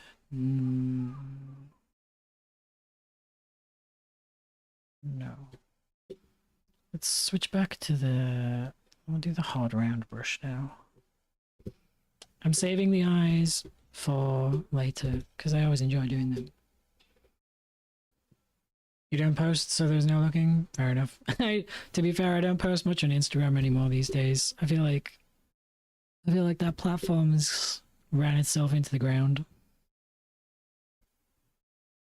And Instagram's doing the same. I was saying before, Instagram is basically, I don't know, you were here for that. Oh, there you go.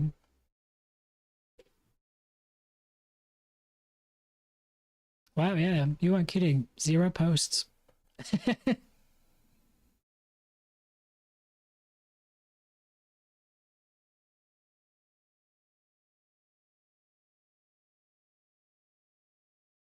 Thanks for the follow. I'll give you a follow back.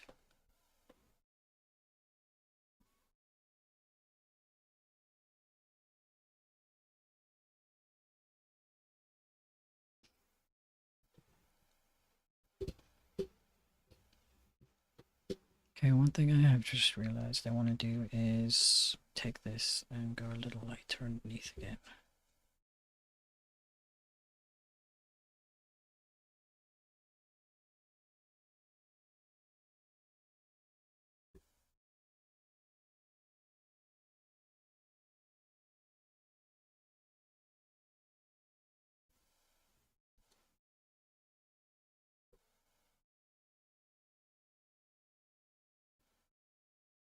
Yeah, how'd you get 80 followers? I can't even do that by posting.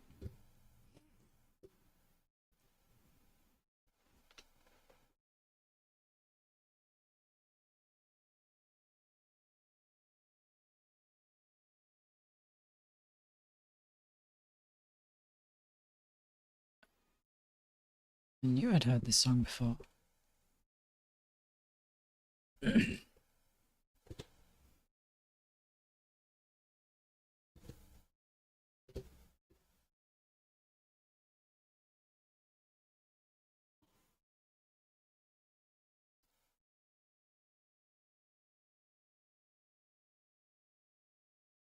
think we just need to put a few more details on, like, the belt. I feel like we would see some of the hammer from this side. Kind of fun to put it in there.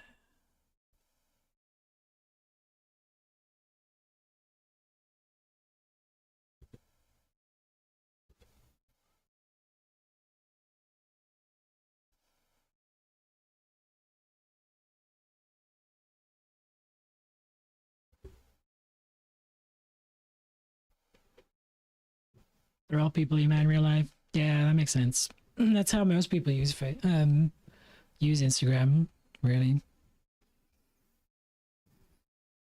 It's a bit like, I mean, it's connected to Facebook, but it's a bit like adding friends on there, isn't it? So we have this, which comes out here.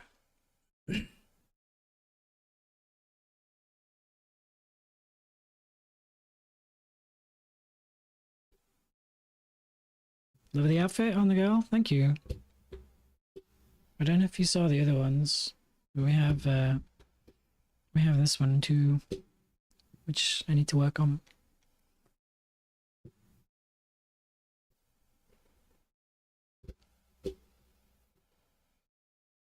And the in-game screenshot. Boots, yeah.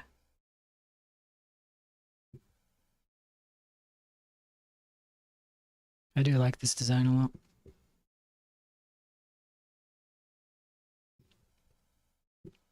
Yeah, it's a game I've been working on. It's still early days, but it's coming together. That's way too small, actually. And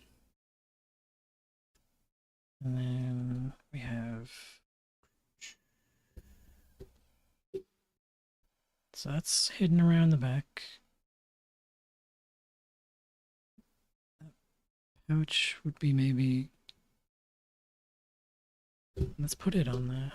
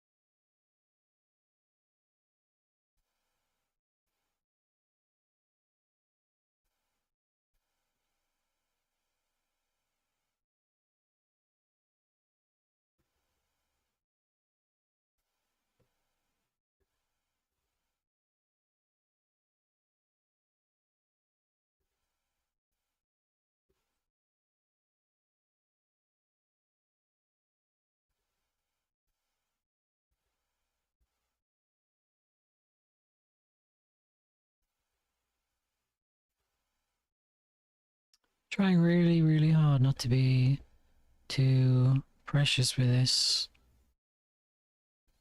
But also trying to put thought into it, which is weird. Otherwise I go into autopilot and I just put outlines on everything and then I'm like, what was the point?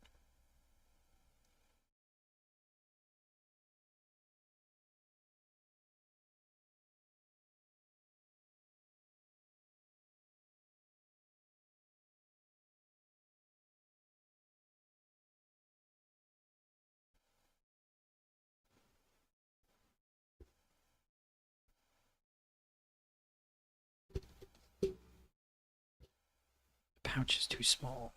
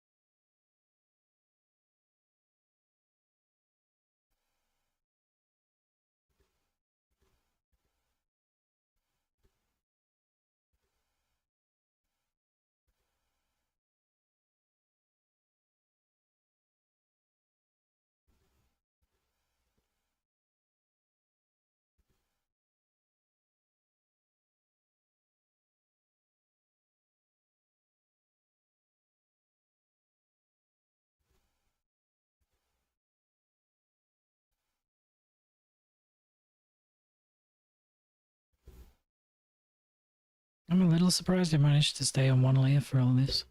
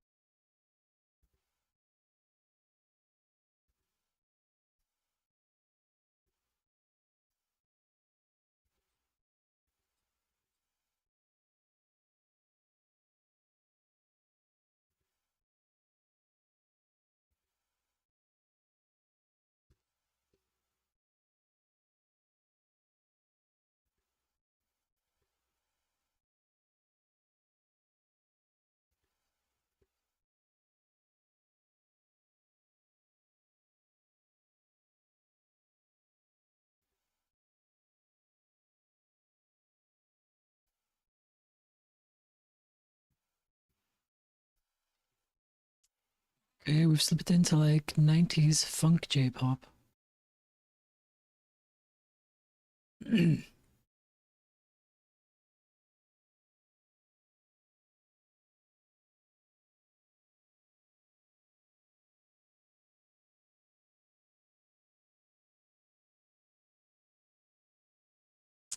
We need to change of pace.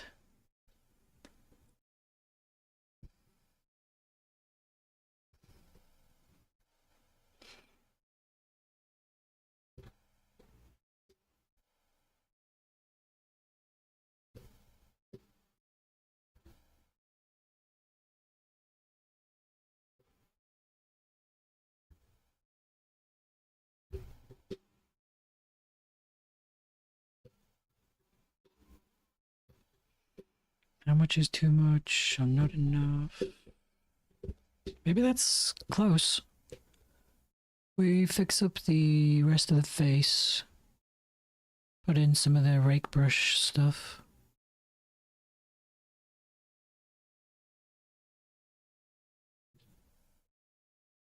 Do you think that'll be enough?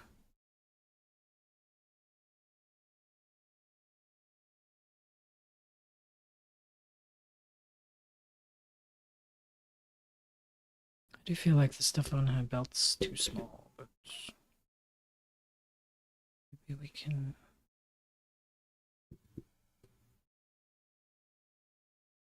Oh yeah, that works fine.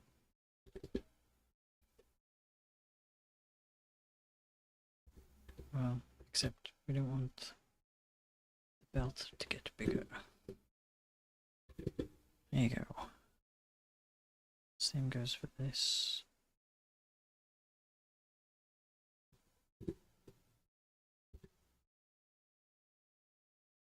This.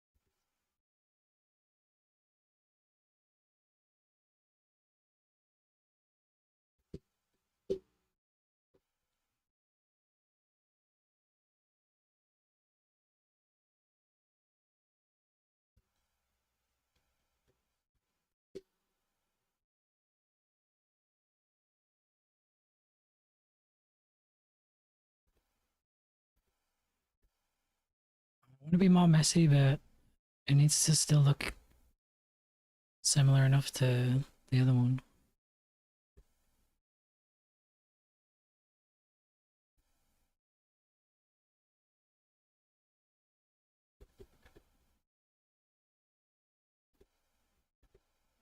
Maybe we don't need to do the whole hand.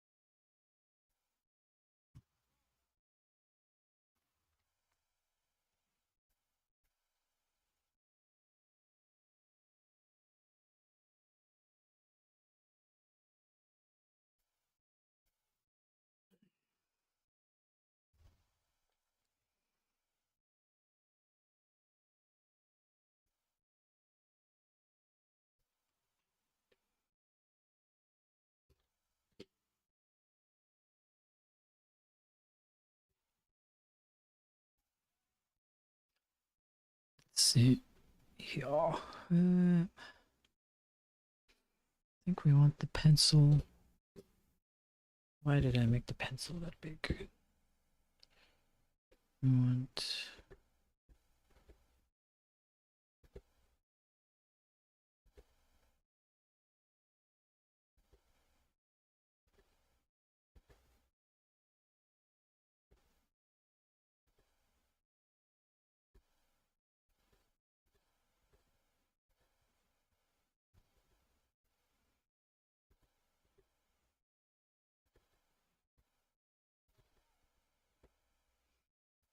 The eyes are always something I do on a separate layer as well. This is all very, very different to me.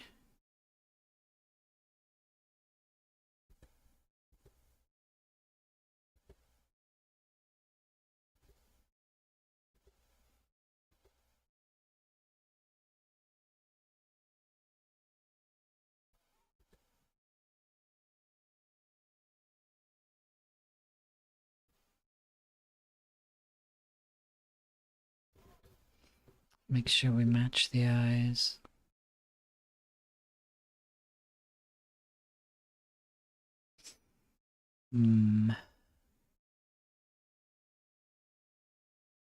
Okay, we have a little bit there, and then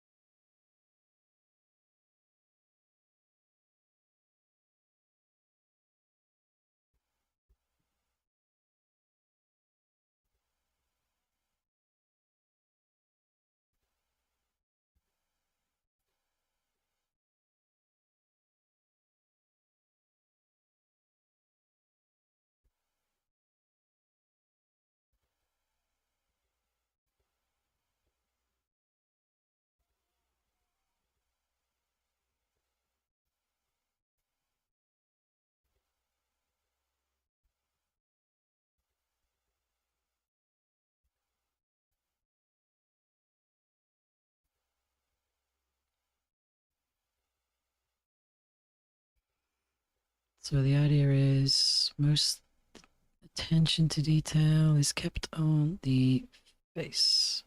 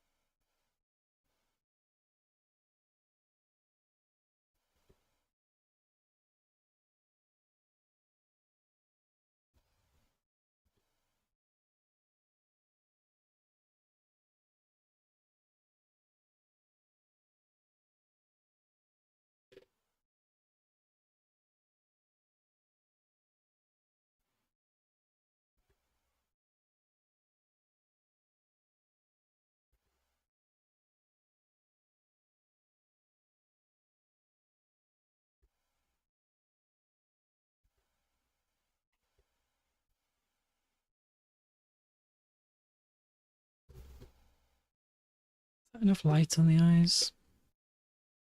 Yeah. Hi, Sirius. How was the day? Not bad.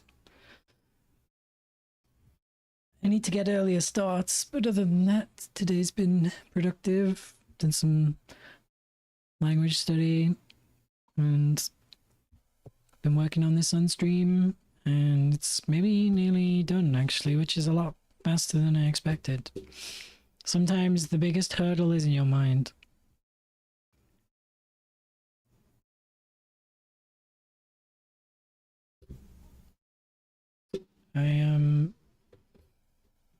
I'm quite keen to work on something different, but I want to see this through. And try and get a few longer art streams in. I can't today because I have swimming, but maybe Wednesday. Because tomorrow I have an appointment at right slap bang in the middle of the afternoon too. So yeah, maybe Wednesday I'll try and do a longer stream. Try and lock in, you know.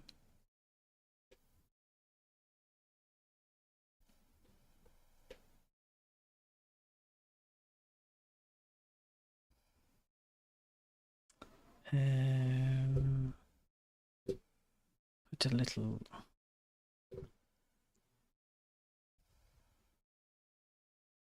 Maybe a little brighter than that.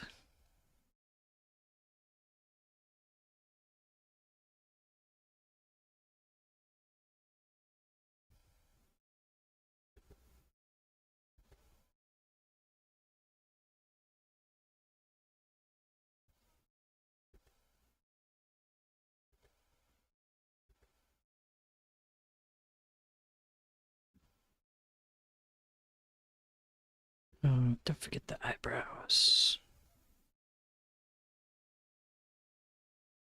I have a bad habit of an area that's in shadow already. I can't resist putting like more shadows in. Like another layer of shadow, and it tends to ruin the effect of something being in shadow. It's like too many layers of shadows instead of thinking about what's really a cast shadow and what's not. But sometimes just a little bit is okay there. Like just this corner. I like how I mentioned it and then I immediately did it.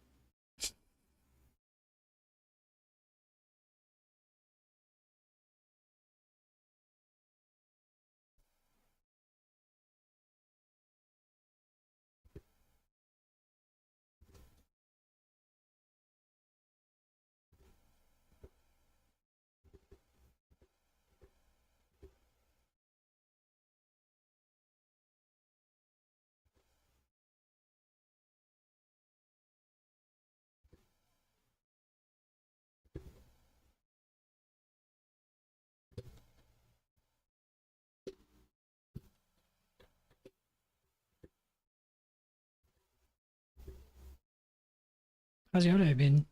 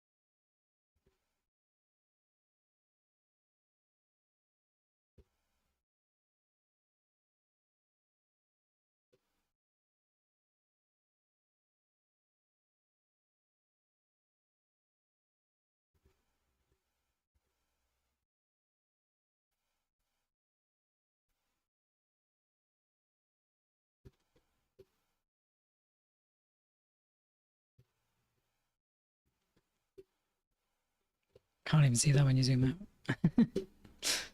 That's too much detail. Oh my god.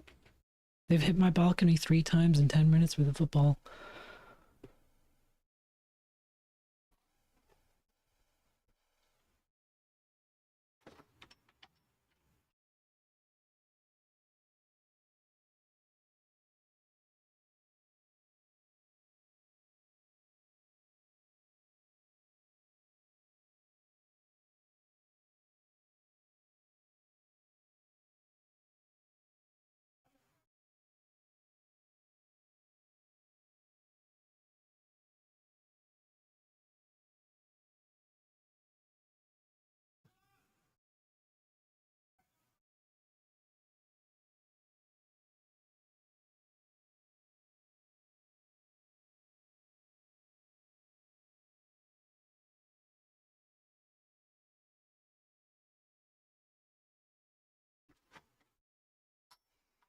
Okay, maybe they're fine.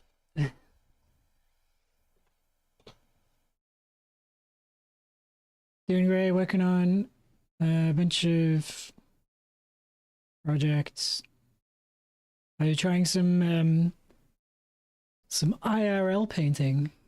Getting out of your comfort zone. No, Control Z. I've done that before where because I have a Nostromo keypad. No, not a Nostromo. That's my old one. I have a Razer Tartarus keypad, which my left hand is pretty much glued to the whole time I'm drawing, and I can't do without. And I've done it before where I have a sketchbook or something in front of me, and my left hand will like tap the desk as though there's something there, and nothing happens. I'm like, oh, I just like hope no one saw. I think I've made the knee too pointy, actually. There.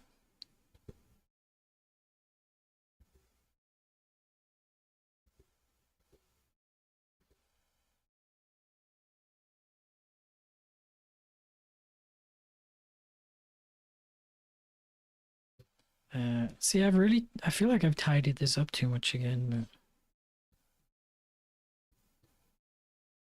but what do we got? Bit of rake brush, bit of overlay, and maybe that one's good to go as well. Where's my rake? Sorry, loose hatch. I call it a rake brush. It's a rake brush in my heart.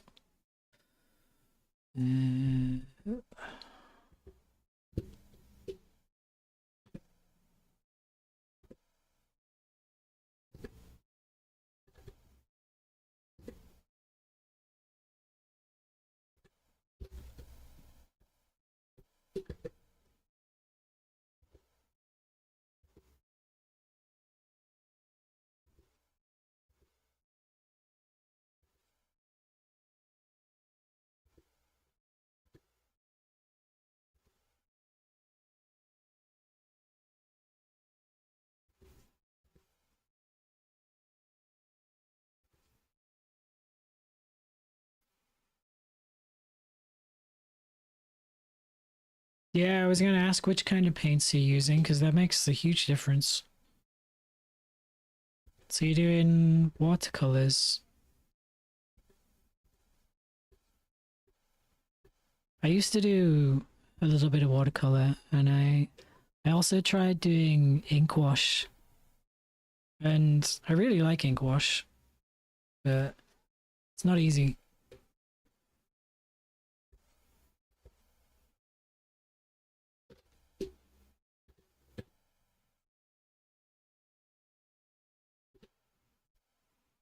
That's what I probably need to do.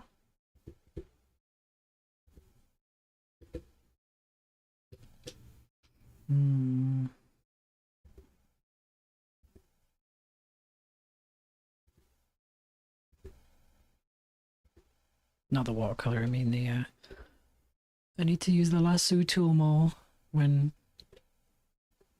doing some of these hatch brush bits.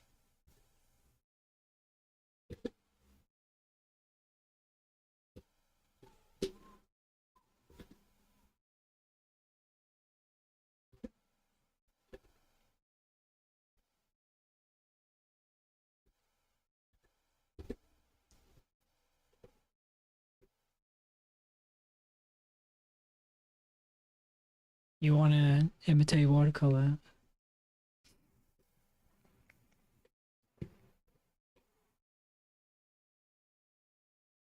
Ink wash, it's very similar to the watercolor stuff. It's just you build the layers up a bit more slowly. Um, but I guess similar to watercolors, there's like a time constraint. If you're if you're not quick enough, then it dries on the edges, and then you have to like you can't get rid of that edge mark it's made. So there's like a bit of a trick to keeping the ink running, keeping it wet. Wow, this brush has no in between. Oh, it's because it goes from 30 to 50.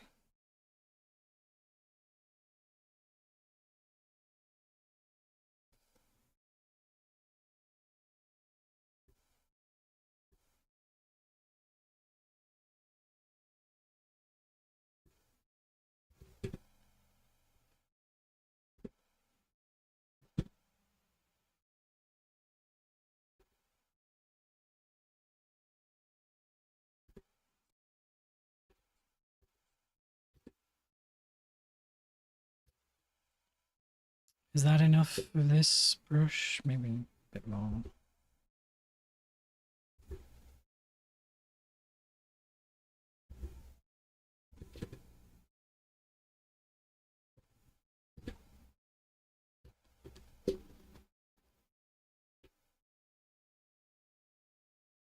The nice thing about doing ink wash is you're just working in values. So you don't have to, you don't have to worry about how all the colors mix together.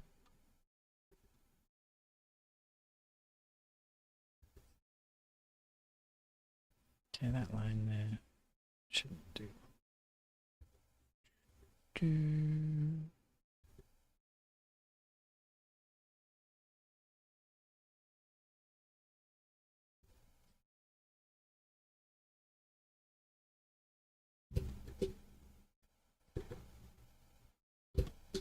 Oh wait, hang on. It's fine.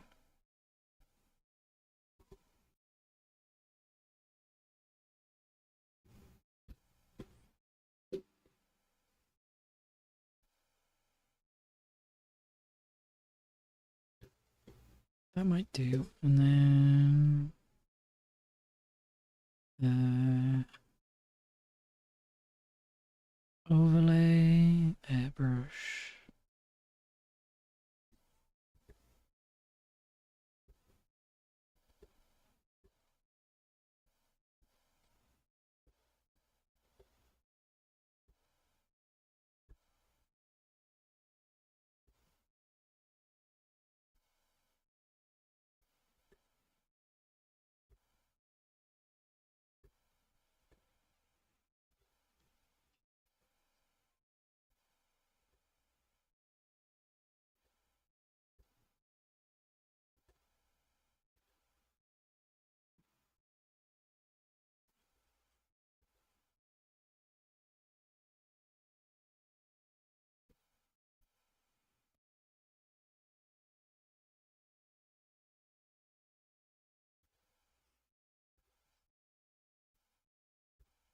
Mm,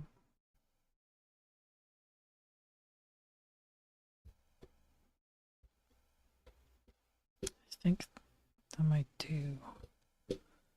Or maybe just a little touch more on there.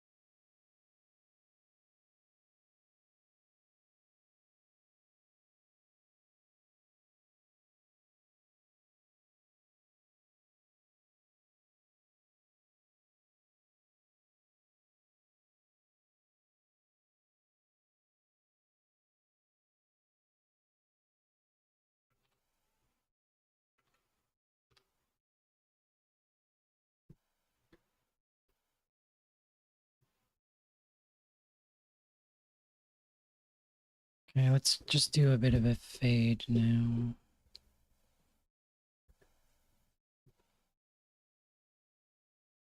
Used to do oil painting.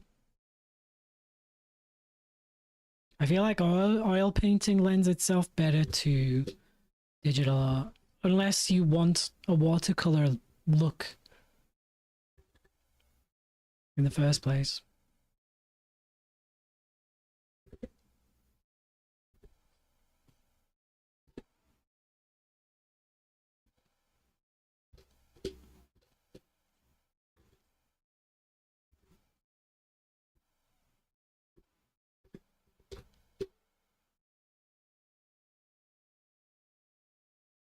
Completely forgot about this technique.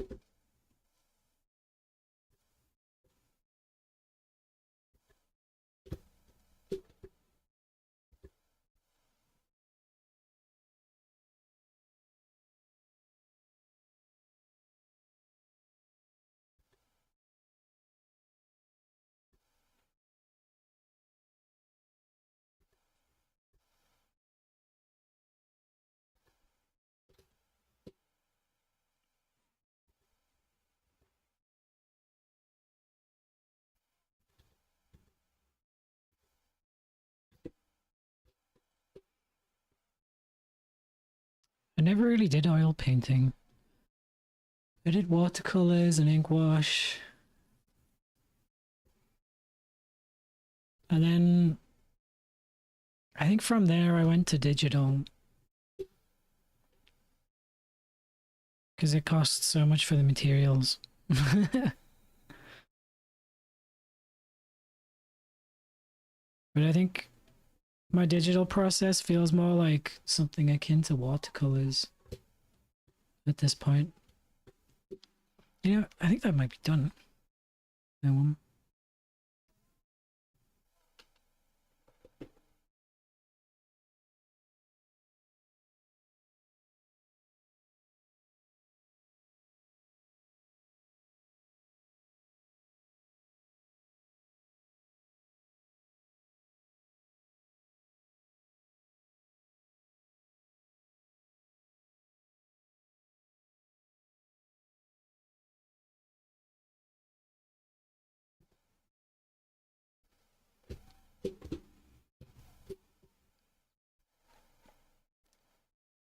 Maybe something will catch my eye to fix on it tomorrow, but I think that's kind of the look I'm going for still.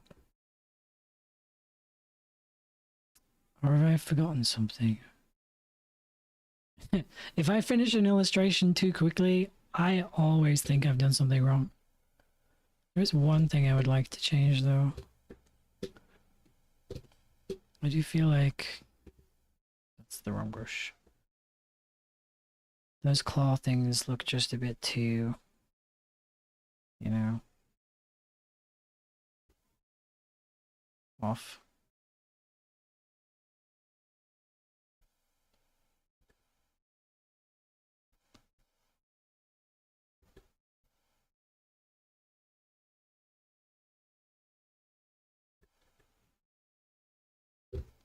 So that should do. That's better. Nice. Um,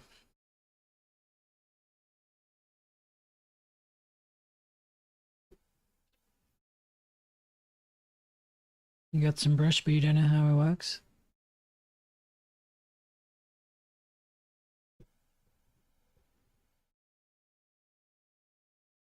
It is difficult to capture watercolor in digital, I think. Like truly capture it. There's plenty of watercolor brushes and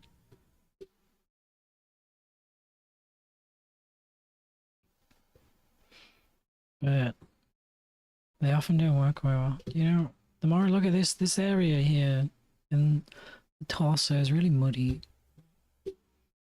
Never mind. It's quite a lot of drawings. Let's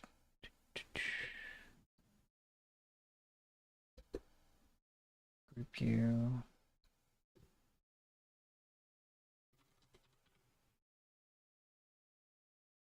Good to go. Just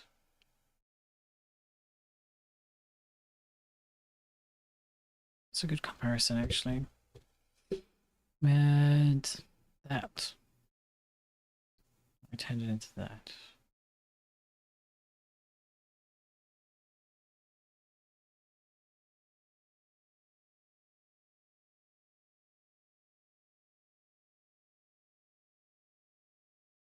Well, first we had that.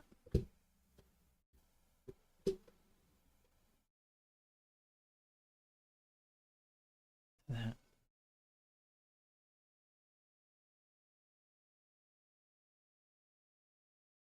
Cool. Relatively happy with it. All the stuff behind the black bars is going to be cropped out. So all that leaves is this little bit, this corner to fill. So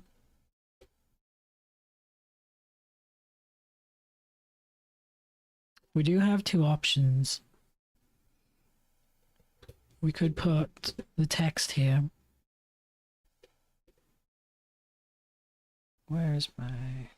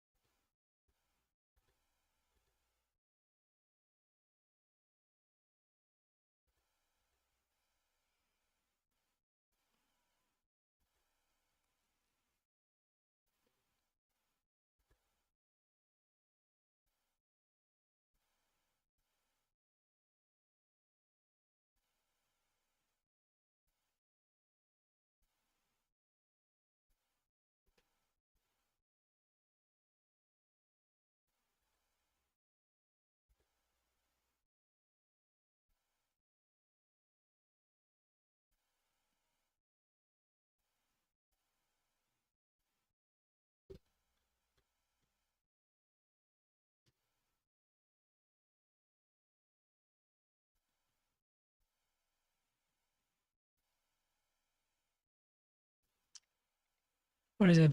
Moral boundaries? Moral compass. That's the word.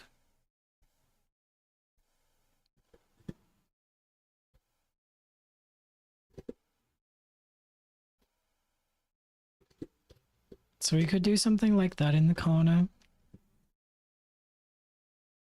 It does seem like a nice space for it.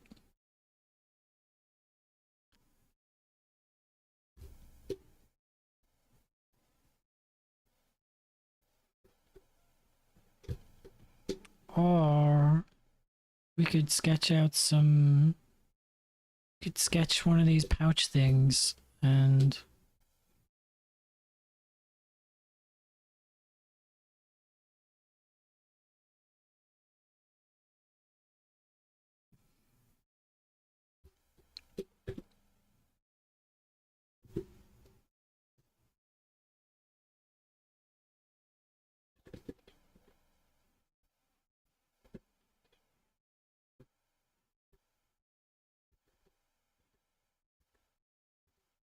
I don't know where... I guess we wouldn't really need to put text, but... I feel like a bit of flavor text might be a nice way to decorate this page up.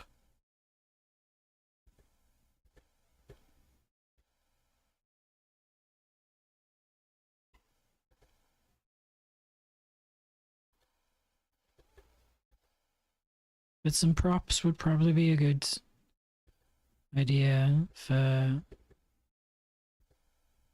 portfolio purposes too. I guess I'm not sure what like items to give her besides the comical old school syringe.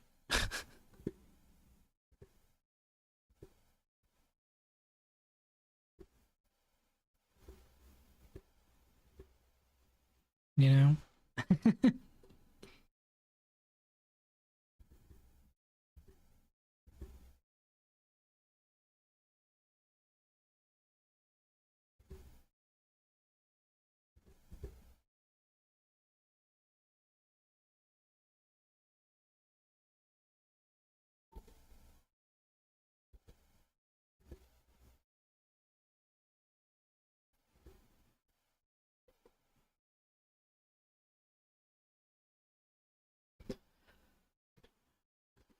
What else would she have in terms of tools?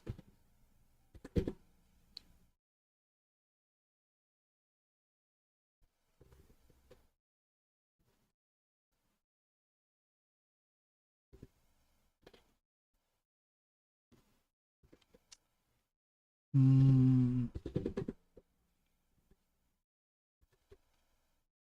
I like the idea of having something that's just a button and no one knows what it's for.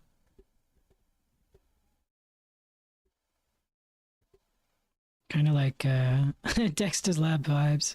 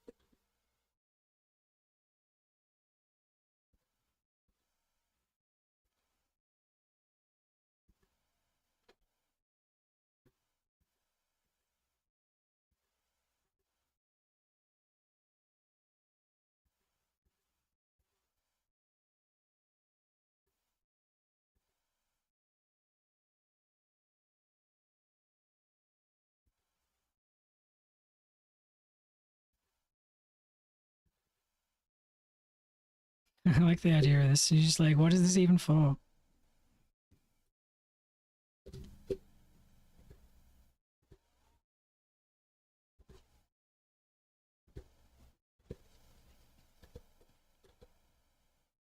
What else would she have? Nefarious trinkets and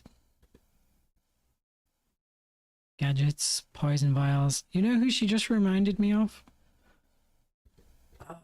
What's her name? It's from The Emperor's New Groove. Is it Ismay or something? Or is that the wife's name?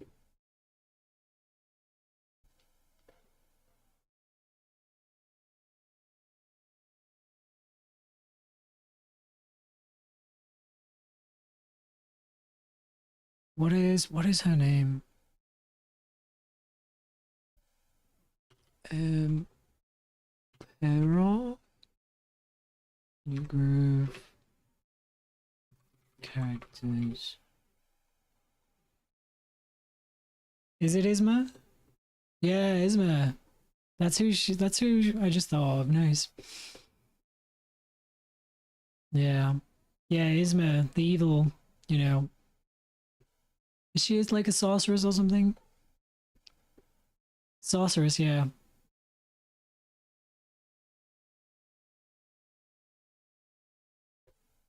She had lots of like vials of poison and things, didn't she? I think that's what we need.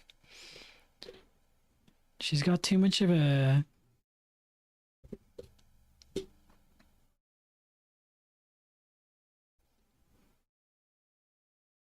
She's got too much of a.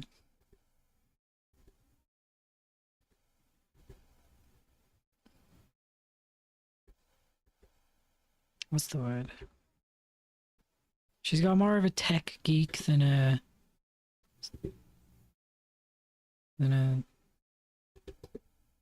meddling biology type. I'll put those back. I actually like where they are. Pull the lever, Kronk. There's there's so many good bits in Emperor's New Groove. It's definitely very high on my list of animated movies. I love I love the bit where he's singing his own theme tune to Sneaking Around. And I think the part with the angel and the devil on Kronk's shoulders, and when it reaches the point where the two of them are arguing, and he's like, "No, no, no! Look what I can do."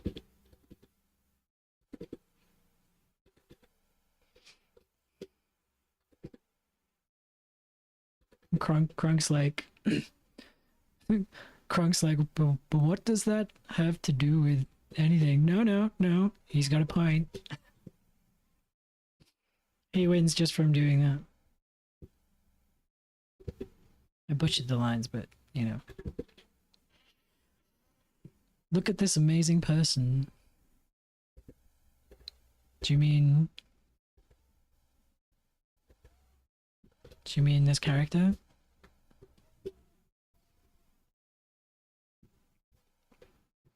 Me. You goober. Well, thank you. It's very sweet. I'm not sure about amazing, but I do try. And I think some effort should be rewarded.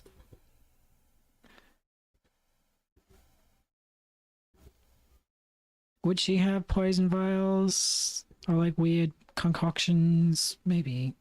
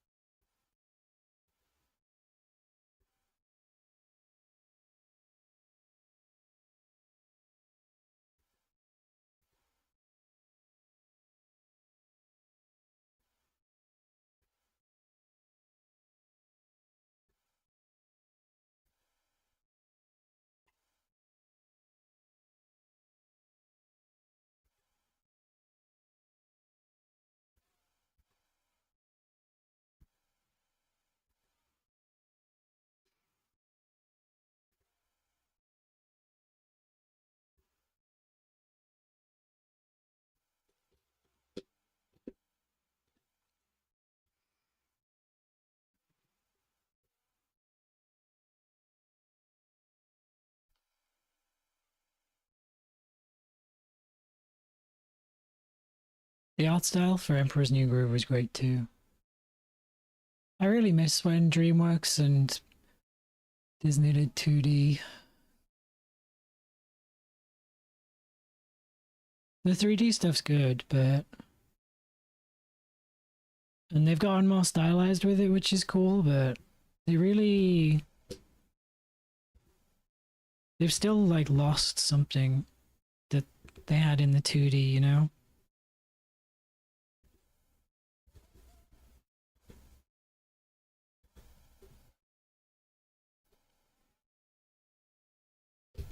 I feel like if they did some 2D, it's like they don't have to stop doing 3D, but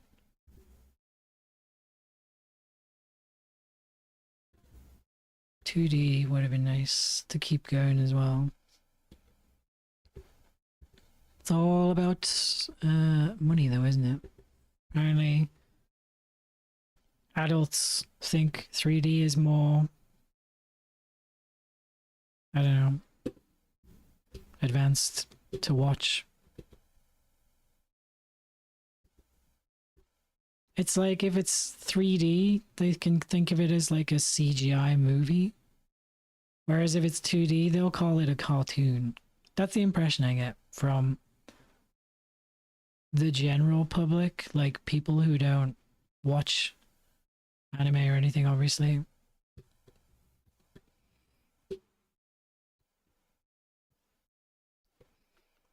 What else would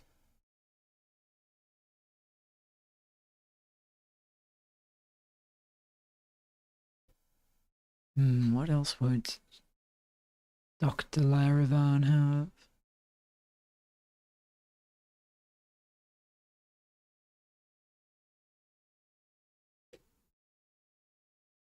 Oh, sorry, I just saw doing alright today. Yeah, I'm not bad, thanks, Panda.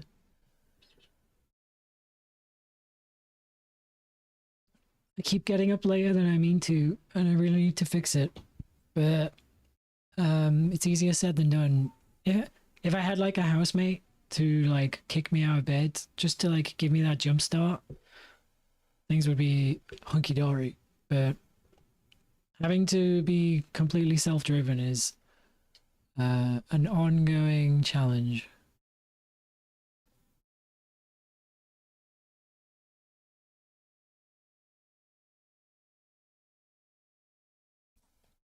But today's been good. It's been productive. We finished this one, which I'm happy enough with. You're renewing your effort to learn to draw hair. Your housemates you cat. See, getting a cat has been on my list for a long time, but um I refuse to get a cat until I move into a new place. Because the flat I live in right now, I like, and it's got a lot of like nice things to it. But I just wouldn't be comfortable having a cat in this flat. I would like to have a cat in a place that's got more open space or a garden or something like, or if I live further out in the suburbs, because I'm kind of near like busy roads. So I'd like to be able to let my cat outside. They can be like a 90% indoor cat, but I'd like it if they're able to go outside. I grew up on a farm, so the idea of a 100% indoor cat is like, I don't think it's cruel because the cat's happy, but then like cats that go outside who aren't used to it don't do well. Like they each have a place, but I don't know. I feel I think other people having 100% indoor cats is totally fine, but I would want to take my cat outside. I think is what it is. It's what I want. Um,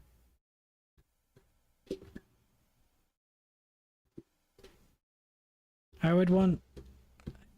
I'd like to get one of those. I'd like to take them out in those like backpack things, or on a lead if they're not. If they're like too much of an indoor cat still.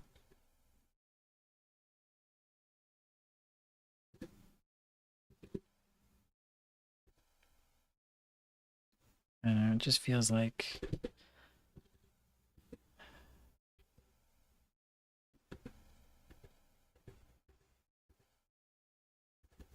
I'd like to let them outside.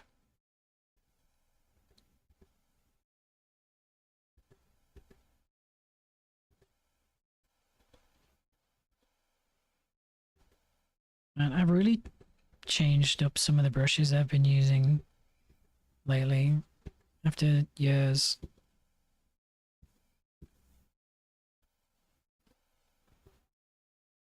I'm liking this one. It's a good sketch brush. Oops.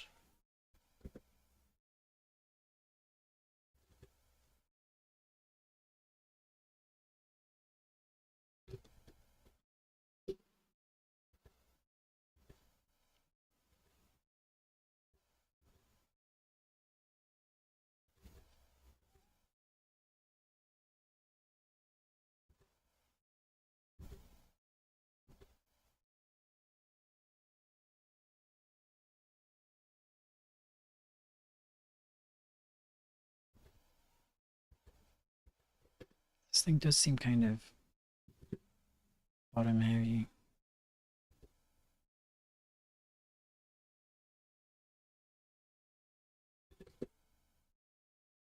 That's better.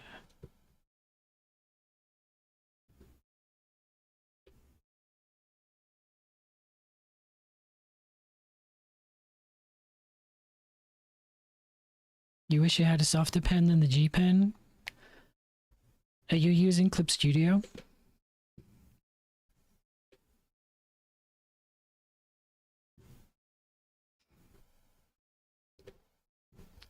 then try the darker pencil or the mechanical pencil.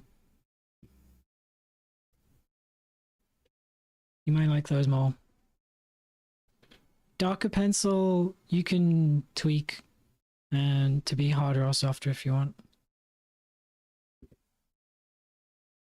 Yeah, I'd like to be able to draw with a G pen, but I see the G pen as an inking thing mainly. Maybe does she need more stuff in here? We could even have both the text and the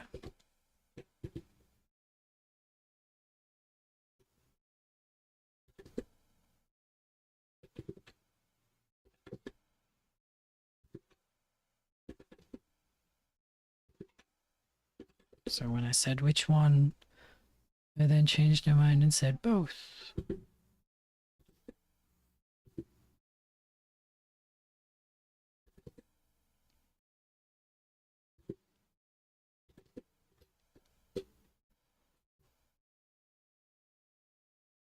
Indecisive. I get that. I end up playing around with brushes a lot, and then I end up sticking to the same couple for most things because having too many brushes just gets messy and confusing. But, I have a couple of custom ones. I used one that was like mimics like the Psy brush, and this one I'm sketching with now is custom as well. But it's also to mimic another artist's brush. Maybe that can go down there. And that can go there. And then that there. That's not bad actually. I'll just move you down a little.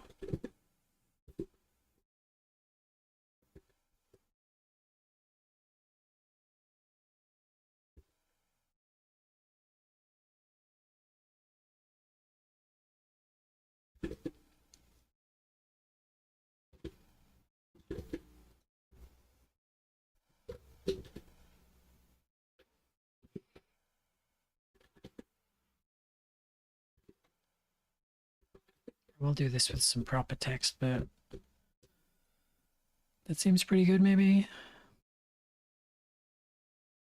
There's a bit of a space here that's kind of weird.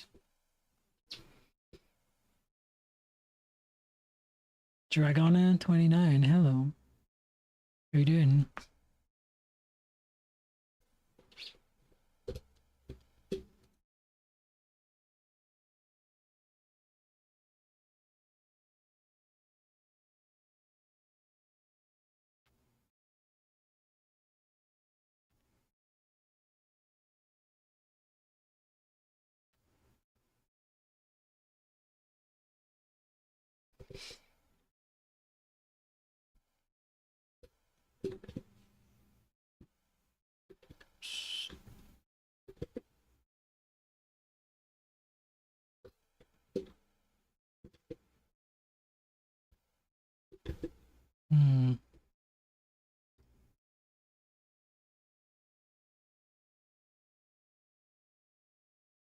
Maybe that bit's fine blank.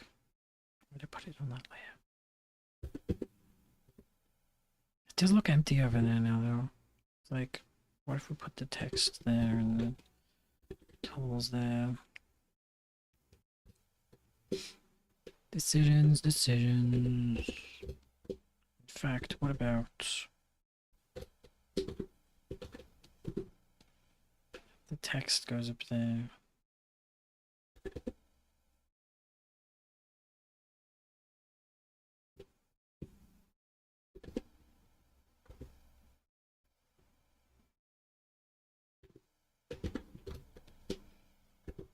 And then this bit would be here.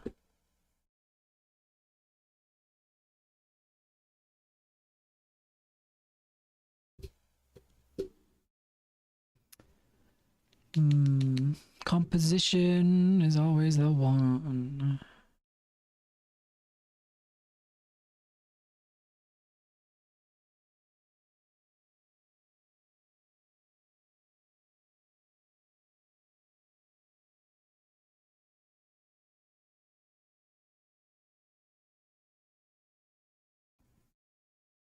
Speaking of Disney and DreamWorks 2D and 3D, the one thing I really wish they'd stop doing is live action remakes. I don't know how true it is, but I've heard that they only do those so that they can keep the copyright to things. Because you know, if it's left for too long, it becomes like public property. No, that's not the right word. It's like open license. Anyone can use it after a certain age. So Disney's like, let's just do a live action remake and then no one can use our stuff anymore. 50 years, okay.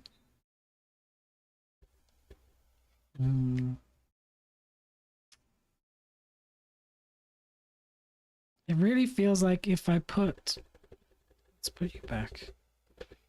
It really feels like if I put all that in the corner there, suddenly this space is too empty. But it's more like there's too much in this corner.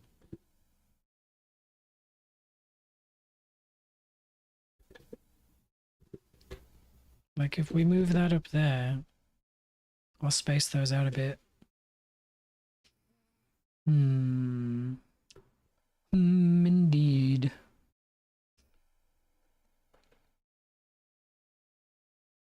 Does Isma have any other gadgets and stuff I can like borrow ideas from?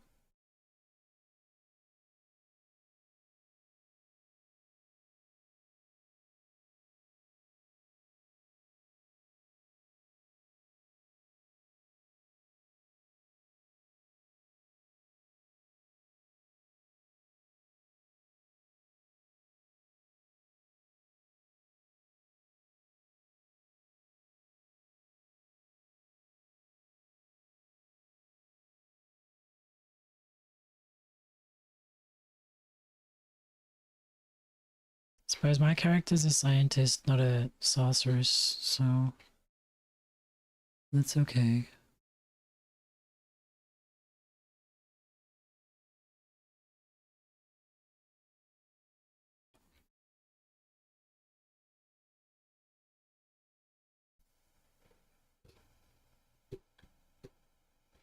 I suppose I could...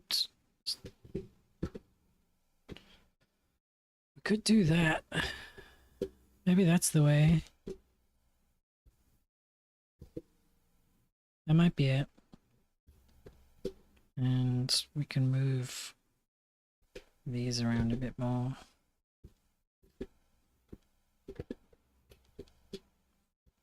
Maybe draw one more thing.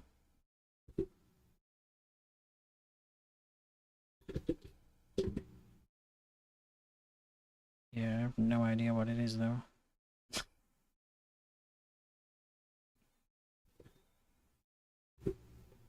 Just like one more item to round it off.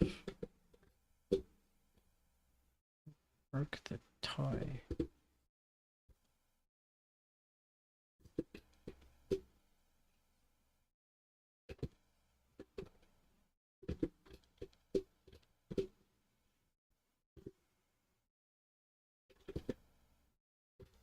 Feel like that would fill the space quite nicely. Let's put all that in one layer, God.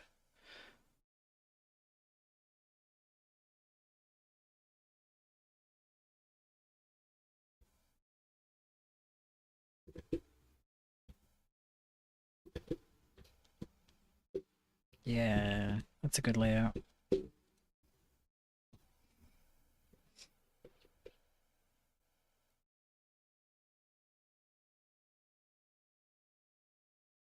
You never thought of that before, the live action? Yeah.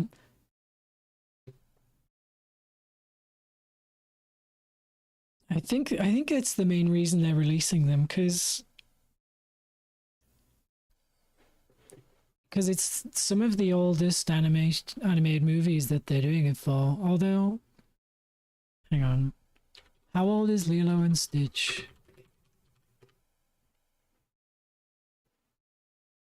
Thanks, AI.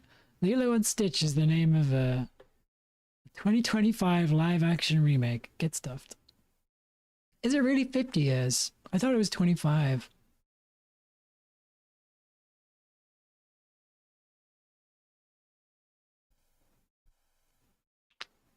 Though 50 would make more sense. 25 is not as long as it seems. How many years for copyright to expire?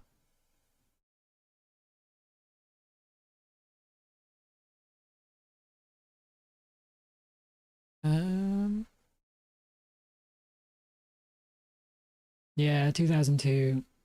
It's 23 years old.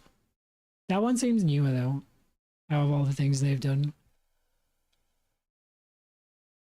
Apparently, the amount of years it takes for copyright to expire varies depending on the type of media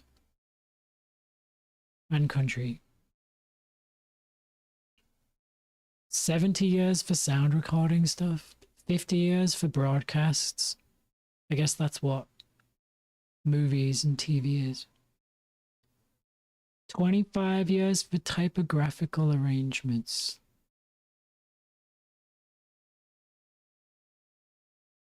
Yeah, I guess it is 50. Okay, Sleeping Beauty is definitely an old one. Yeah, Sleeping Beauty, 1959. They haven't fully remade that, have they? But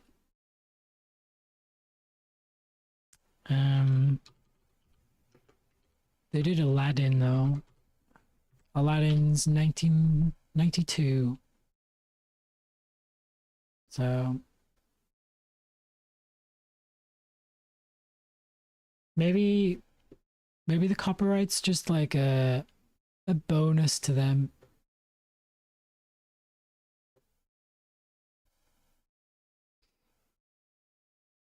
Like extending the copyright is a bonus, and it's just easy for them to release these live action things. I don't know. Somebody must be watching them.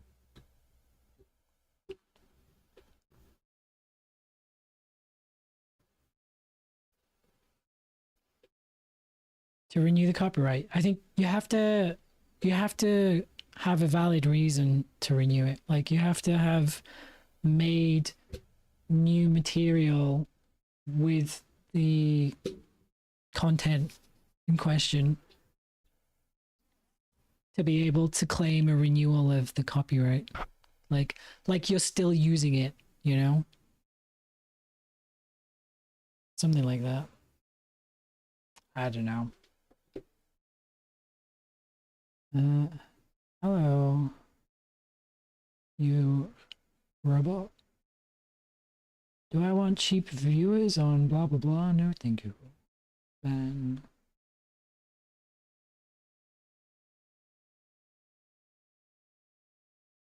well, anyway, that's enough rambling on that. I think this is the layout we'll go with. Tile at the top, some notes on the left, some gadgets on the right.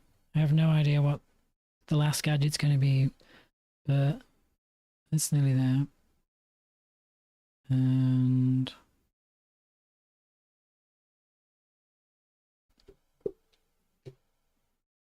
let's look at my calendar before I go.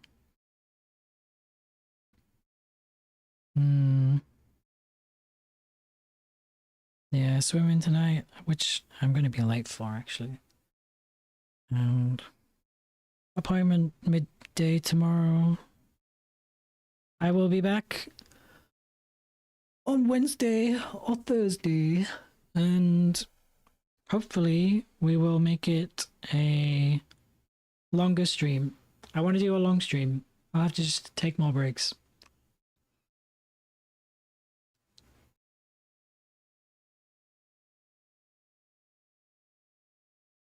We'll do that, right. Sorry, I'm just making notes. Stay organized. Yeah, cool.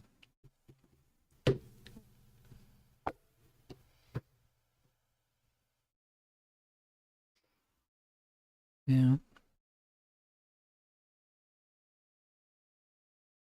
Where's my music? There.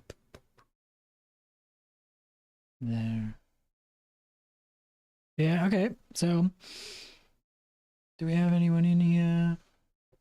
We have a few. Let's do a raid. Let me double check who's up.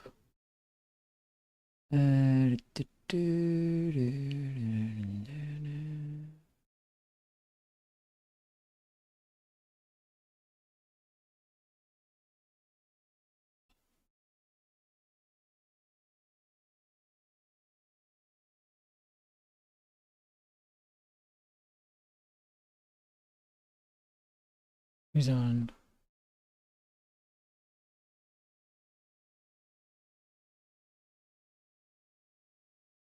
I'm just checking what they're doing. No, not that one.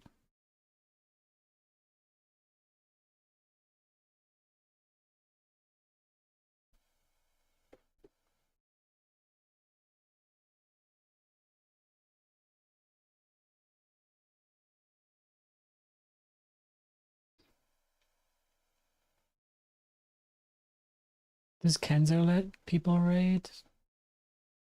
We'll do a Kenzo raid. He's a very well known artist.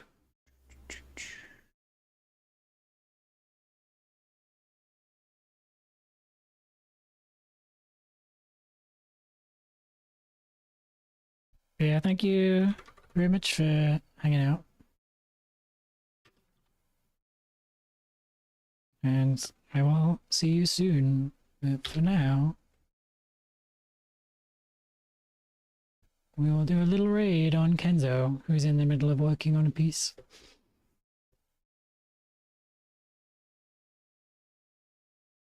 But yeah, thanks again for hanging out.